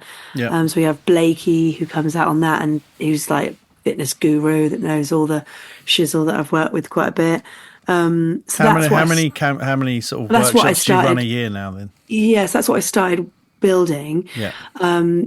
Before COVID, we had about six, probably about five. Say five. And we went to Japan as well. We did trips out. That was epic. It was brilliant. Yeah, but the first few times I went out to Japan, because when I finished my Olympics and everything, I was like, oh, what are all the things I really wanted to do but hadn't had time? And that was John from Dragon Lodge. I was straight onto him and could I come to Japan with you guys? And they are like, John, you've had him on and chatted to him and everything. He's just an amazing guy. He's brilliant. John and like Will has always taken me under his wing and taken me shredding and riding with those guys over those years after the Olympics and doing stuff with them has just been brilliant. Absolutely brilliant. I cannot vouch for them enough. And then I started riding a lot more with Neil McNair, who helped me with the Basie coaching, everything. And again, he's been awesome. James Sweet. I don't know James Sweet. James Sweet and Neil McNair, fantastic coaches that I then gradually got different coaches on board. Like Neil now has been amazing, like coaching on my workshops with me. I love it. He paid my bar tab at Kianatown. Oh, did he? Yeah, without me knowing. I went to pay it and they were like, oh no, that guy's paid it. And he just... No way. Because I shared a room with him. Yeah, I went to check out and I was like, there's a fair few beers on this tab. And he cleared it. And I was like, man, that was the first time I met him was in April last year as well in Kianatown. We were sharing a room with him and Stentiford. And he checked out and paid all the beers. So props to McNair. Big props. Go on, McNair. Currently in Japan, shredding. Of course he is. Yeah. So then I've been running those for the last few years. But then after COVID, obviously we didn't run it through COVID, and then I got things all back up and running since then, which is great. But then I've had to scale it back because of having a baby. Okay, let's talk about that then. So, but I'm still managing to do it. And then, because you were saying, what else did I get into with? I started doing the Ski Sunday stuff. Yeah. Started doing help with the Freeride World Tour. All right, I didn't know you did commentating for them and cool. and present, interviewing and presenting. Yeah. So interviewing snowboarders and the Lax Open and that one a few times. Nice. All those sorts of things. I was just doing more and more of that, and was really enjoying it. Yeah. And then, actually, I got asked to go on the whole Freeride World Tour, like to help on each. And I just thought, this is like dream scenario, because you get to go free riding, and then you get to watch these amazing athletes shred and chat about it. But then I fell pregnant, so I was like, no, I can't do that. How are you balancing being a mum and being a snowboarder of some repute? I guess I've just totally scaled back the snowboarding, right, and not worrying about it, and just doing the amount that I feel like I can do, Yeah. I feel like 3 workshops is achievable, and then the odd bit of, work here and there, and then just saying no to the other stuff. And because having a baby, like, not going to do that again. I was like, no, as in, I'm not going to have the opportunity to do it again. Yeah. Because I'm, not the youngest. And how old are you, if you don't mind me asking? 44. I had to think about that. 44. Yeah. I didn't really have a point of reference. I don't know. That is an old mum, especially when you're running around the soft play. You'll be known as a geriatric mum. I was. That's a fucking harsh comment, isn't it? When you hear that. It so was. I was like, but from 37, you get called that. So I thought, well, that's not bad. That lady is 37 and I'm getting called the same thing as her, and I'm 42 or whatever it was at the time. I'm fine with it. Yeah, it's been amazing. It's been one of the maddest things I've ever done. Like, I'm sure, like, many mums will all say, it's just like nothing else. And it's like amazing moments, massive lows, massive highs, and like we're in such a fun zone at the moment with him, because he's like 19 months or so, trying to get his words out. And I think when they start talking to the start of school is a really golden period. Oh, there's really? a load of fun stuff to happen. Yeah, and I took him out to the mountains because I've taken him out on all the workshops so far, and I've just got like friends or family to help out. And I got a snowboard off somewhat, like a little kid's snowboard. Yeah, stood him on the snowboard and like pulled him along like you do with the little Wriglet board. Yeah, little Wriglet ones. Like, yeah. And pulled him along on that, and he literally just plonked, like he didn't have snowboard boots, just had snow boots on and gear, and I just put him in it for a minute, and like moved him along, and he balanced really well, but he just kept looking back up the hill at the snow digger. Right. Fucking loved the snow digger. Can you imagine being that age and seeing one of those? Like all of a sudden, what's the tractor called? That's going to blow that tractor out the water, isn't it? The seeing tractor was like, basher. Step aside, tractor Ted. There's a snow digger over there, mate. and inevitably, we came home with a toy snowplow. Sweet. Which we used the other day outside when Amazing. it snowed. So anyway, I don't know if he's into snowboarding yet, but didn't cry, so that's good. No, I was going to tell you my story about when. So when my eldest was 4 months, we were out in Borg for a month when we still had the chalet. Yeah. And I think the snow must have been bad. We didn't go up that much, but I think Lucy was still breastfeeding, and she wanted to go riding. So we were like, okay, like we'll go up. I'll do a couple of laps, then I'll come down. You feed him, and then once he's fed, leave him with me. You go, and then you get a few hours on your own. Yeah. And I'll just be pootling around up there. Yeah. So literally, as soon as Lucy went off, literally I could see her getting on a chairlift. Sam did the biggest shit. Oh, no. One of those ones, all up the back and everything. And I was like, I've got no change of clothes. I've got to spare, I've got nappies, but he's ruined all his clothes. Or even like the snowsuit. Everything. Well, he didn't have a snowsuit because he was just in the buggy. So sort of we had him zipped up in this thing. Oh, no. So then for the next 3 hours, I had to basically he was naked apart from a nappy in this zip up thing. And I'm pushing him around and we've got all these clothes like under the buggy that are like that horror, like that baby's like yellow shit all over it. And I was just like, Lucy, come back soon. I'm having a really bad time. Oh my God. Can I tell you this what happened like that last year to me? So what would he have been like if he's 19 months now? Oh, you have to work that out for me. What it would have been a year. 9 months. No, not even a year though. No, okay. 9. Anyway. Yeah. Something like that. I get out there to run the workshop and get into our apartment because I'm just in like the normal French little apartments. Yeah, classic. And clients are all in there. It's a nice hotel, which I'm normally in, but because I've got Wilbur and everything, we just thought let's be out in this little zone. Yeah. And everything seems fine. Welcome everyone. Go down there, get to bed.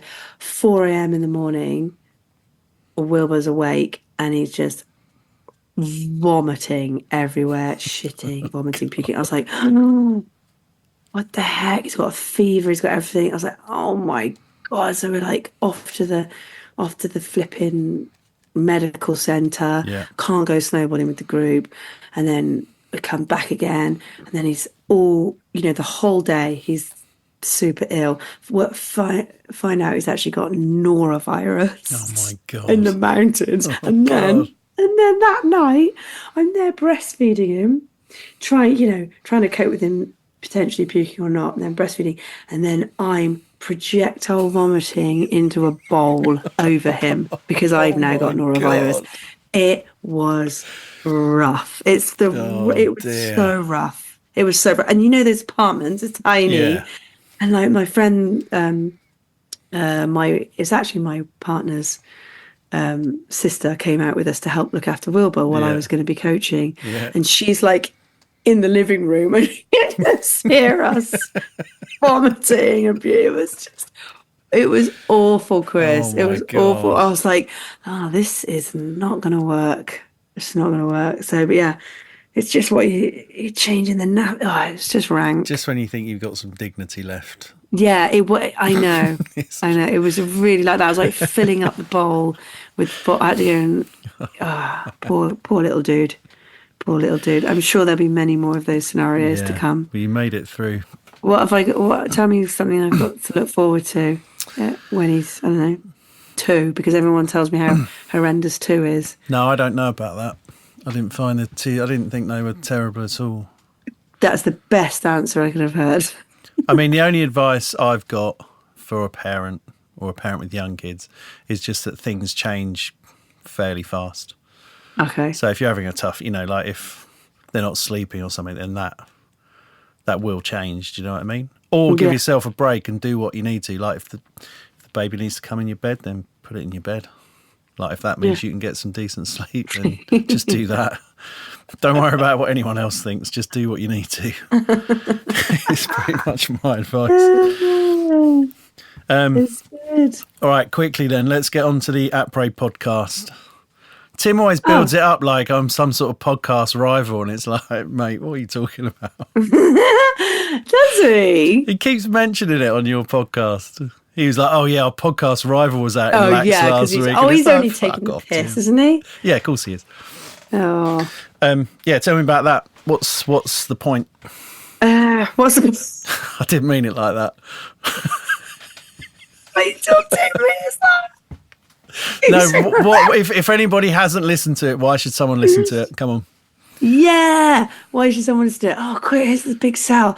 Is for folk who are, maybe they're missing the mountains or they're in the mountains and they just want to feel like they're chatting to their mates about snowboarding or hearing about other athletes or some insight from other athletes or ourselves about our past experiences or other experiences or news that's going on that season. We have guests on that then tell us a bit about their favourite music. You need to know that because you'll kind of probably come on, Chris. Apparently so, yeah. And we chat all things winter sports, ski, snowboard.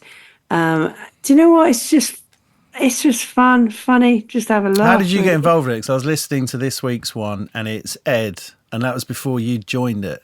Yeah. So how did you get called in to do that? I genuinely can't remember now. Maybe I came on as a guest and then I was like, or did it? This is where I question, is this my brain? Is this my brain? You can still put it on baby brain at the moment. Or is it, baby can't brain? Is it age? Is it? All three. Yeah, is it just how I've always been? Never been good with the details, Jenny. Never been good on the details. I don't think I have. I don't know how I ended up doing it. I think I came on as a guest and then they were like, do you want to come on again or do you want to get involved more? I think it was something along that. Okay. Or I might have said like, hey, you need to have a female voice on this. Yeah, for sure. And I'll come on a few more. I don't think it wasn't lockdown related or anything like that. No, it wasn't, because I was doing other stuff in lockdown with Ed. I did some stuff with him quite a lot. Oh yeah. Yeah, like sort of podcasty type. Winter sports chat. Like winter sports show we did that Gertz helped with. Anyway, blah blah blah. So Après Pod. Anyone who's looking for another listen, winter sports, and they not getting enough with just this wonderful podcast by Chris Cracknell, then take a listen. I do. I look forward to it. I'm always a bit annoyed. I mean, I did back at the ski show. When you were like, we're going to be doing it weekly, and I sort of cast a little bit of doubt over whether you'd manage to do it weekly. Well, but you've been pretty good, and I look forward to each episode coming out. Hey, I tell you what, though, we've only just managing to get one out every week. I don't know how you do it with trying to organise the three of you and a guest. That's the thing. Sometimes it's not always going to be all three of us, and that's fine. That's fine.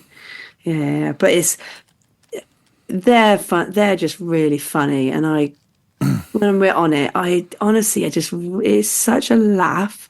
They just make me laugh. It really feels like I'm in the pub on a season or something. Like when you're sat in the pub, just chin wagging. And I'm sure to a lot of people they'll be like, "Oh, this old chat again" or whatever. But I absolutely love it. I feel very lucky to be able to do it as well. Like Ollie he's just great at getting it all together and producing it and what have you. And then bless him, he does get proper envy when we're out in the snow. He's like the straight man to you and Tim, and he like you get to go and do it all, and he sort of does all the work at home. Bless him, he'll get his rewards one day. Yeah.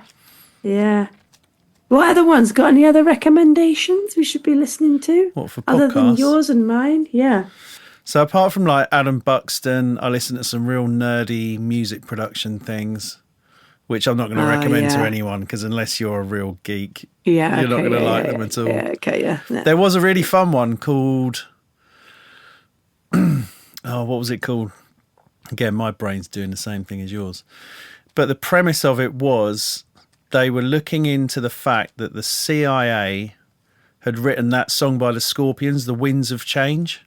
What? As a kind of way of getting the sort of Eastern Europeans to sort of change. It was like a propaganda piece, this song, and what it led to. And they're investigating this. What's it called? It might be called The Winds of Change. I'll put the link up somewhere and I'll send it to you. But it's a mad podcast, and the story is unbelievable. Song became an anthem for the end of communism. Yeah. Oh man, that's that. Have a listen to that. That's good recommendation. That's a really fun. And I don't know if it's actually real or not. I don't know if the story's real or if it's just made up. But it's a great story, whatever it is. Oh. What do you mean? It's got to be real, isn't it? Is it like not a docu? Well, it is. It comes across as a documentary. Oh, but when you get to the end, you're like, well, actually, someone could have just made this story up, and it could not be real. But it doesn't really matter because it's a really interesting thing anyway. And I hope it is real, because we need more stuff like that in the world. More randomness. Let's get on to the last thing. So, is there a last thing? Yeah. Tell you what, the one thing that we haven't time for that. No, it isn't a big thing. But I was just wondering, there's so many things about UK snowboarding that we didn't chat about, like that. But that's just because you never have time, do you? Maybe someone else has chatted about, like, like how everyone would go on the board tests. Yes. And how everyone would go and, you'd go on filming trips together, and you'd go and do stuff in the magazine. I suppose I haven't chatted about any of those times or stories from any of that. I should have thought about that. Sorry. It's because I'm literally so used to being led down the Olympic conversation. Yeah, well, I think, I mean, I didn't want to just come at that. Hearing about it. Well, I didn't want to come at that just from the usual angle of, tell me the Olympic story. But I mean, it is a massive thing. That's the thing. I know. We've got to remember that. Well, it's a bit like, I've got a friend of mine who's actually, I saw him last week, and he's a manager of an artist who's just got a #1. And when you get a #1, you get these little plaques that has a #1 in it. And he's got a couple of them. And chatting to him, I think it was sometime last year, and he was a bit like, oh yeah, like, I'm like, where'd you keep it? And he's like, oh, I don't know, it's still in its box somewhere. And I was like, dude, some people would kill to get a #1 or to have a #1 artist or whatever. Yeah. I was like, you shouldn't just dismiss it because it's run of the mill or anything like that. You should appreciate what it is, because there's enough people out there that don't get to do that or would love to do that. Was he embarrassed about it or something? I don't think he's embarrassed. I think he was just a bit like, well, what does it mean to me? Like, does it mean anything? Like, he's not the artist. But it's still like, like all the work you put in helps that artist get to #1. So 100%. You shouldn't try and be like cool for school about it. You should appreciate what it is and what it means. Do you know what I mean? Yeah. So, like you being at the Olympics, that is a big part of your life. Do you know what I mean? And Yeah. I don't think anyone would tire of hearing. I don't think you talk about it very much, to be honest. It's not like every week on the Après you're like, oh yeah, that time I won a bronze medal at the Olympics. Well, actually, they often do that though. They do. Yeah, but if they do that, that's just because it's like now something that they can sort of rib you on. Do you know what I mean? But you don't do it, so I think you're all right. It's like John O'Verity always say it, like, because Jono's so funny. He's like, I was like, yeah, I was so, I don't know if you ever saw that video from ages ago. I was so proud to finally get my first ever front cover, snowboarding front cover. Like and it's not a photo at the Olympics. It's not any of that. It's a proper, well, in my eyes, legit snowboarding picture, Yeah. Like, and I was like, yes, I'm so stoked. And then I put it up to say like how proud I was. And then there's a video of them telling me that I've got this front cover, and I was like so poorly and I was just bawling my eyes out. But anyway, Jono writes a comment. He goes, oh, how many front covers have you got then? Because I've got 8. I was like, thank you, Jono. Because he's right. Like, it was so hard to get a front cover though. Like it was so hard because especially if you're competing loads, because those kind of shots aren't going to be the shots that make the front covers. But like that sort of thing in snowboarding was still all there, making video parts, going out to the States and Canada and learning how to ride sleds with Hannah Beeman, absolutely shitting myself trying to do that. And like building kickers that we then trying to clear massive rivers to like jib these rivers and then like not making the landings because I got my speed wrong and it's smashing my face in the side of this river bank. Like loads of stuff like that. That was like the 10 years prior to the Olympics. Yeah. It's like 2 different lives. It's really weird. Like 2 completely different things almost. Yeah, because that era of filming and doing all those things and doing that and that unit of friends even was there. Like I'm sort of holding my hands like this in front of you. I don't know how to, and then when it became into the Olympics and I had this opportunity, that all took a proper pause and didn't do any of that. Yeah. And then I started on this, but just for 2 years. Yeah. 2 years when everything else had been like 10 years or whatever, Yeah. So, and that was an intense 2 years and what have you, but it's so, and then the after bit of that as well. Like it's a whole nother, it's just so weird. It's so funny to look back on and all your friendship circles, how they move around, change, and people are in different places now, aren't they? And like you said, with Stu. They are, but I don't know. I think the scene is maybe more connected now than it has been for a long time. The original one scene sort of thing? Yeah. Or as in, I think just generally sort of snowboarding seems to be in a good place right now. And it's wicked. And everyone feels like everyone's frothing for it as well. Like old and new. Do you know what I mean? Exactly. And that is why I cannot go off this podcast without just saying how incredible I think Mia Brookes is. I just think she's incredible. Like it's another, just everything about her riding and her outlook and how her style, just everything. It's amazing to watch. And she's like, exactly what you're saying. She's like old school in the new school, isn't she? Yeah. And I love it. I love how her folks have been brilliant at bringing her up, and what they've had to go through. Yeah, but what they've had to go through to make that happen for her, and what they've had to do, the people they've had to come across and work with, or deal with, or navigate and help her navigate through. All of those things that I know she would have had to go through, sponsorships, locations, study, education, finding herself, personalities, mates, the whole shebang. She's right in the thick of it now. Yeah. And then she's potentially so many different barriers still to get through, because there is, even though she's riding like incredibly. Yeah, she's still so young as well. Like she's got to develop as a person, and and like be able to do that, and have the opportunity to want to like explore her free riding, which I bet you she is definitely doing, but we just don't know about it, and her rail riding and all this, but still work with an institution like Team GB and getting involved with coaching and doing, and like she definitely is navigating that and leading that herself, and like having a brilliant coach in Ben Kinnear, and like all those pieces need to all come together at the right time, and like I cannot wait, and I'm so excited for what potentially could happen next winter for her, but also the rest of her career as well. Like it's so exciting. Like it's so exciting. Sorry, there you go. Said my bit. But she's got the spirit of snowboarding in her. Do you know what I mean? Yes. She makes snowboarding look good. It is. I love watching it. I love it. Yeah. Okay, well, there you go Mia. Go Mia. Shout out to Vicky and Nige as well. Can I just look? I've just seen something. Go on.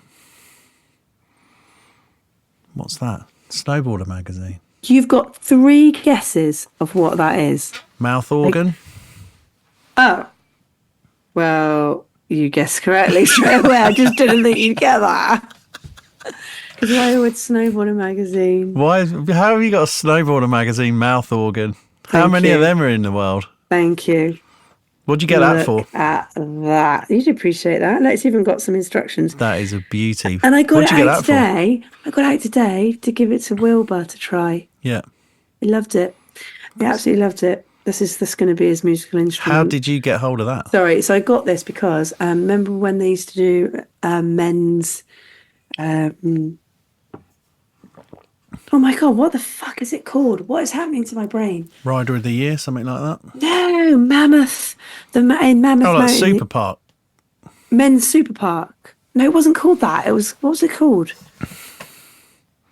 Was it called Men's Super Park? And then they had Women's Super Park eventually. But they used to only have Men's Super...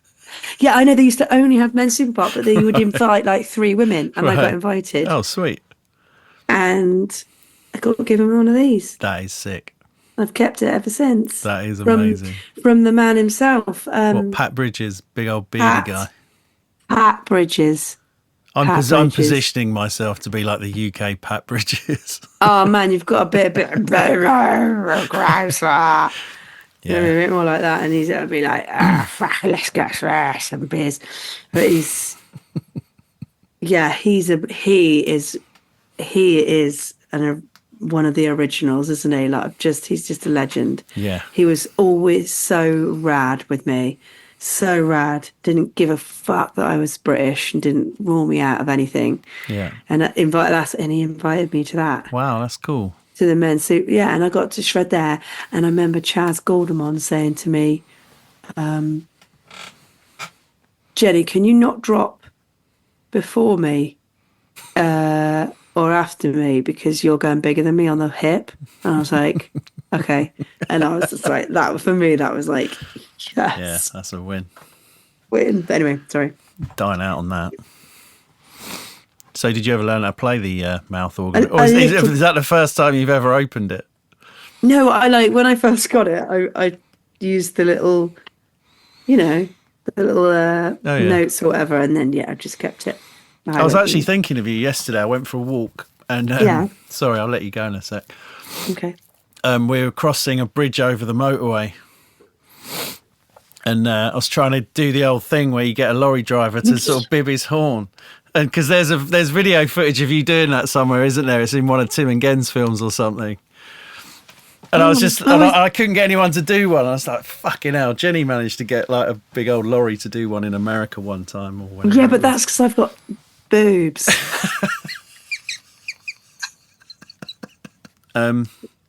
So just to finish up, after everything that you've done and still continue to do, and being a mum and everything, what does snowboarding mean to you? Oh, you asked this to everyone at the end? Yes. And I haven't prepped it, have I? I haven't had like an Just official say answer. No, you don't need an official answer. You need to tell me what's in your brain. Oh yeah, but has everyone else like actually ended up saying something No, really basically, cool? you're not allowed to, me and Scove decided that you're not allowed to say, well, it's fun. Like, what does snowboarding mean to you and why should someone go Yeah, snowboarding? the classic You're not allowed line. to say it's fun and you should Oh do it. man, I just like having fun and going riding with my friends. That's no. like the classic. Yeah, no, me and Scove decided that that's not a good enough answer anymore. Oh, can I hear some of the other people's answers? Oh no. Well, just what does snowboarding mean to you? What's it given you? You know, like, that's essentially it. And then why should somebody else go snowboarding? Well, it's shaped who I am today. Yeah. It's shaped who I am today, snowboarding has. And I have learnt so many things from snowboarding. It has given me friends for life, and like friendships and memories and experiences are what it's all about at the end of the day, isn't it? It's what it's all about. Yeah. Those sorts of things. And snowboarding has given me the chance to achieve and like, I try not to say the word fun. I mean, it is fun, right? Everyone knows it's fun. Yeah, but it's definitely, all of those things I've just said. And I wish I could say something really like witty or profound or, Yeah. But I'm very average. So there is my average answer. Very humble as well, I would say. If someone is say for instance, someone who hasn't been snowboarding before or hasn't been snowboarding for a long time, why should they go snowboarding? If you haven't been snowboarding before. If you haven't been snowboarding before, or say for instance, you haven't been snowboarding for a long time, you used to be into it, but why should you go? To then, if you haven't been snowboarding before and you're listening to this podcast, you are most likely over the age of, I want to say, go on, 25. Be kind. 25? 25, yeah, go on. That's fair. Therefore, you are, you probably have stopped doing quite as many new things. Yeah. And you haven't tested your comfort zone for a while. And so, fuck it. Go and learn something new and try snowboarding. Why not? You don't get as hurt trying it as skateboarding. So that's a positive. Yeah. And so if you're thinking, oh no, I'm too old, my body's going to hurt and all that stuff. No, that's not a good enough excuse. You don't get really, really cold, like maybe cold water surfing if you're like, in the board sports range. Yeah. And get to go out to the mountains, which you might never have done. And it's a whole different kind of holiday, whole different trip. And it is a sport that's like none other. It's just like no other sport, isn't it? Snowboarding. Yeah. And you're bound to enjoy it. You're bound to enjoy it. So go and try it because it's something new and it makes you feel sort of young because you're like playing, aren't you? Like they say, as you get older, you play less. Yeah. Whereas if you go snowboarding, you're just basically playing 100% of the time.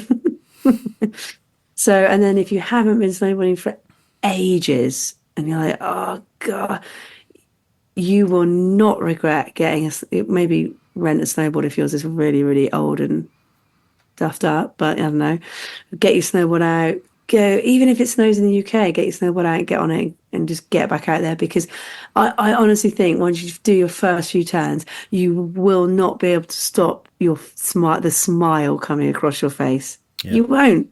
And you'll be like, and you'll do one of those like kid giggles and you'll be like, yeah. And then by your second run, you'll be like, well, should we try and go and jump off that thing or hit that? Or, knowing full well that you shouldn't really because you're a responsible adult now. There you go. Do it. Go snowboarding. So there you are, Jenny Jones. What a legend.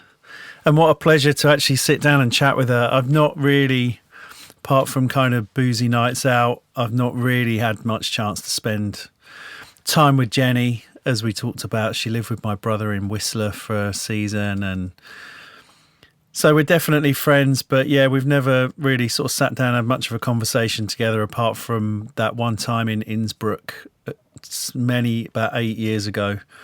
So yeah, a real pleasure to actually get to know her a bit better, really, and hear some of those stories firsthand. Okay.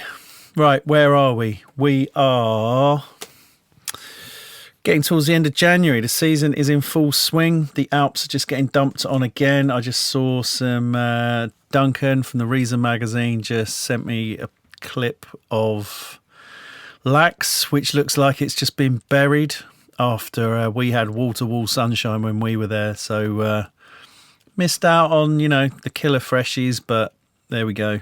It's getting dumped on now. There is snow across the French Alps as well, which is great. Heading out to Chris Moran's house, and we'll be riding the Three Valleys in a couple of weekends' time. Very much looking forward to that. We've got a solid crew, which I'll keep under wraps for now, because there's going to be some couple of episodes hopefully coming out of that, and also something else that I'm working on. Chairlift chats, they're called. Don't know how I'm going to put them out yet, but just random conversations on chairlifts, basically, with whoever's on them. I've got a few done already in Lax. We're going to get some more done over this winter on trips and whatnot. Shame I hadn't thought of the idea in Tignes, because that would have been a good one. But yeah, maybe dropping them over the summer just as little tidbits to keep your head in snowboarding, maybe. I don't know. We'll see. Right, one thing we do have to do is give away this the Lax Open photo book, which I bought a copy back. There were limited editions of them out in Lax. I've given them to everybody that, well, I think anybody that asked, but certainly there's not going to be many copies kicking around in this country. So the competition was just to send me an email. Didn't have to say anything. All you had to do really was just send me an email. But people have been really kind and messaged with saying why they like snowboarding and little stories about themselves. So shout out to everyone that entered, everyone that sent me an email. It's well appreciated, and I appreciate you taking the time to actually include some detail and talk about yourself a bit. I love hearing all your stories about why you love snowboarding. It is definitely something that makes me happy. So we're going to pick someone. Okay, so I've put all the names in my beanie on bits of paper, and I'm just going to draw one out at random. You can hear that. That's my fair and transparent process happening. Steve Griffiths. Congratulations, Steve. If you email me your address, I will stick that in the post to you. And I hope you enjoy it. What a nice thing. Thank you, Lax Open, for having us and putting us up and basically being very kind and having me out there. Lax, as you know, as I've mentioned, is a great place to go snowboarding if you haven't been there yet. And I'm not just saying it because they hooked me up, but because it is genuinely a great place for snowboarding. Having lived in Les Arcs for years and years and years, I got very used to riding the same runs, and I do hold Les Arcs a very special place in my heart as a really good place for snowboarding. What a mountain. But yeah, blown away by Lax as well. If you ever get a chance, I think I've talked about this before, the chance to do the top of the run from the glacier right down to Flims. Oh my word. That is a long run. And even following Mia's mum and dad, Vicky and Nige, I mean, we were tanking it, and it still takes a long time. So, yeah, you definitely want to check out Lax if you can. So the tune in this week's show, opening up Jenny's episode, is Spooks, Things I've Seen. Now, it is the tune that accompanies Devon Walsh's section in, and I haven't fact-checked this, but I'm going to say The Resistance. Certainly one of the MacDob Forum movies, and that also ties in quite nicely with Jenny's time spent in Whistler, which is probably around about the same time. So yeah, the Spooks, Things I've Seen, that will go on the Spotify playlist. I haven't really done anything about that this week, so I probably should. I'm going to get that up to date shortly. So yeah, go and check out Thank You Snowboarding on Spotify as a playlist, and you'll find them all there. What else is going on? There's loads of stuff up on our YouTube channel. Go and check that out. I've been banging some old White Lines stuff up on the Instagram at Thank You Snowboarding Podcast. If you want to go and find us over there and see, it kind of acts as a bit of like a bonus section to the podcast, really. All stuff to be like UK snow related, really. So anything that's going on. Shout out to Mia Brookes, of course, who got a bronze and a silver medal at X Games over the weekend. Shame she just couldn't take the gold in the slope style, but there you go. She did win in lax, and I guess you can't win, as they say, you can't win everything. But she's literally only 18, so it's not like she hasn't got some years left in those legs. And she did kill it. Like that, I think that was that cab 14 that she did. Man, she made that look effortless. Absolutely effortless. People calling her Mia Frank Montoya after the old Mark Frank Montoya. I mean, that is a good comparison. He might have gone a bit weird recently, but certainly when he was snowboarding, he had a killer style. So, yeah, shout out to you, Mia. Keep on doing what you're doing. What else we got going on? A brilliant episode coming for next week. I'll leave you to guess, but basically sounds like two guys sat in a pub chatting, and really, really fun episode coming next week. So hold tight for that. As you know, we are here every week throughout the winter. Thursdays 10 a.m. ish. 10 a.m. is when they're launched. Then they have to propagate over the services. But yeah, 10 a.m. or thereabouts. If you haven't done so and would care to, if you're enjoying the podcast, if you could go onto the platform of your choice and leave us some stars and a review, that is really, really appreciated. I finally got round to reading some of the reviews the other day, and just blown away by people's kind comments. So if you have left a review already, thank you so much. It means quite a lot. Because I don't really look at the numbers, and I don't read many of the reviews, because I see this as kind of like a historical project that we need to kind of capture all this stuff.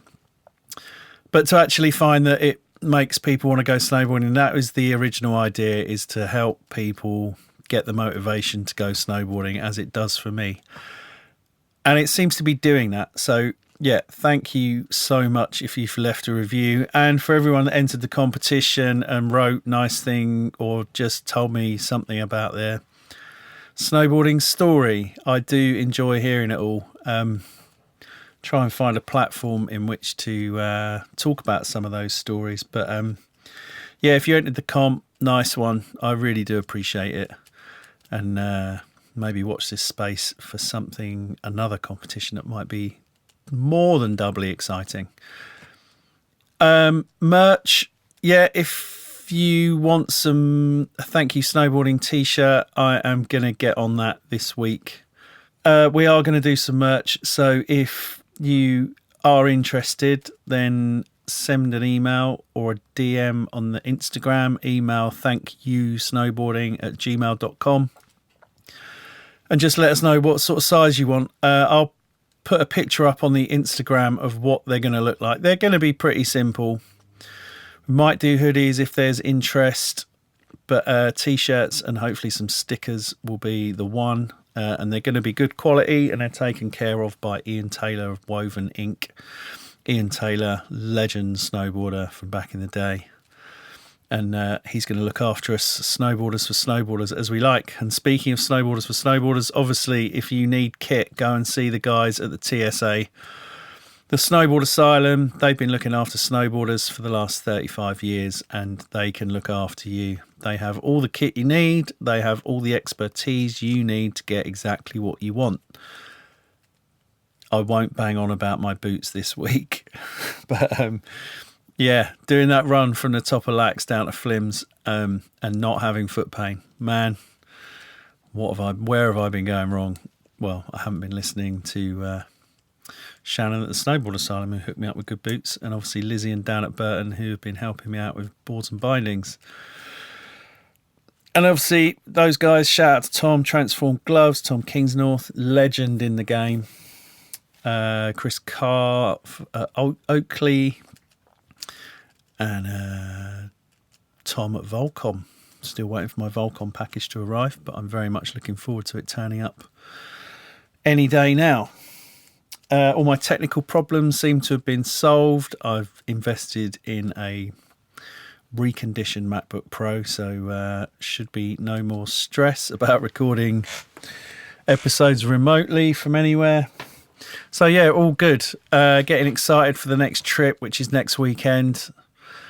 And I hope you are too. If you haven't booked anything, then actually, while we're talking about it, if you haven't booked a trip yet and you want to go where there's going to be other snowboarders and there's going to be good times, then check out the Brits. If you go back to last week's episode, listen to Stu Brass. He's the guy that's organising it along with his partner Spencer, another legendary snowboarder, Spencer Claridge. And the Brits is just good times on the mountain. There is a competition, but I don't think it's taken too seriously, and certainly not when you get to things like the Masters category snowboard cross. I mean, say it's not taken seriously. Obviously, everyone takes it extremely seriously because everybody wants to win. But it's like in jest, you know what I mean? So if you want a brilliant holiday, there's going to be music. I might be DJing there. We're trying to hook that up. It's going to be awesome. It's going to be full of snowboarders, old and young and everything in between. And it's in Meyerhofen, which, if you've not been to Meyerhofen, is an awesome Austrian town. Obviously, home of the legendary Scotland Yard pub. And just all the things you want. Basically, in the spring in Austria, it's going to be good times. So, yeah, head over to, I think it's thebrits.com, or you'll certainly find it in the show notes of last week's episode. It's sponsored by the Snowboard Asylum. It's by snowboarders, for snowboarders. Get involved or not, but turn up, be part of the crowd, be part of the scene. It's what snowboarding wants to do. It's what snowboarding needs. And the UK snowboarding is the finest of communities. And if you haven't experienced that, then it'd be great for you to experience it. So, yeah, if you haven't booked a trip yet, or you've got a bit of spare cash, and I know times are tough, but if you've got a bit of spare cash and you're thinking, I've been away once and maybe can't, then scrap off your summer holiday and go and get to the Brits. It'll be like a summer holiday. It'll be the springtime. It'll be warm down in Meyerhofen, snow up on the mountain. It'll be awesome. You won't regret it, I promise. So, yeah, we're clocking in at nearly 2 hours, 20 minutes. So I'm going to leave you now. We'll be back next week, Thursday, 10 a.m. Another killer guest. I can't wait to tell you this one, and I can't wait for you to hear it. It's super good. And obviously, thank you, Jenny, for this. A proper legend on the show. I mean, I do bandy the legend term around quite a lot, but Jenny Jones, proper legend. You know, it's the sort of name your mum might know. That's how much of a legend she is. Anyway, all right. See you next week. Until then, thank you, snowboarding. Peace.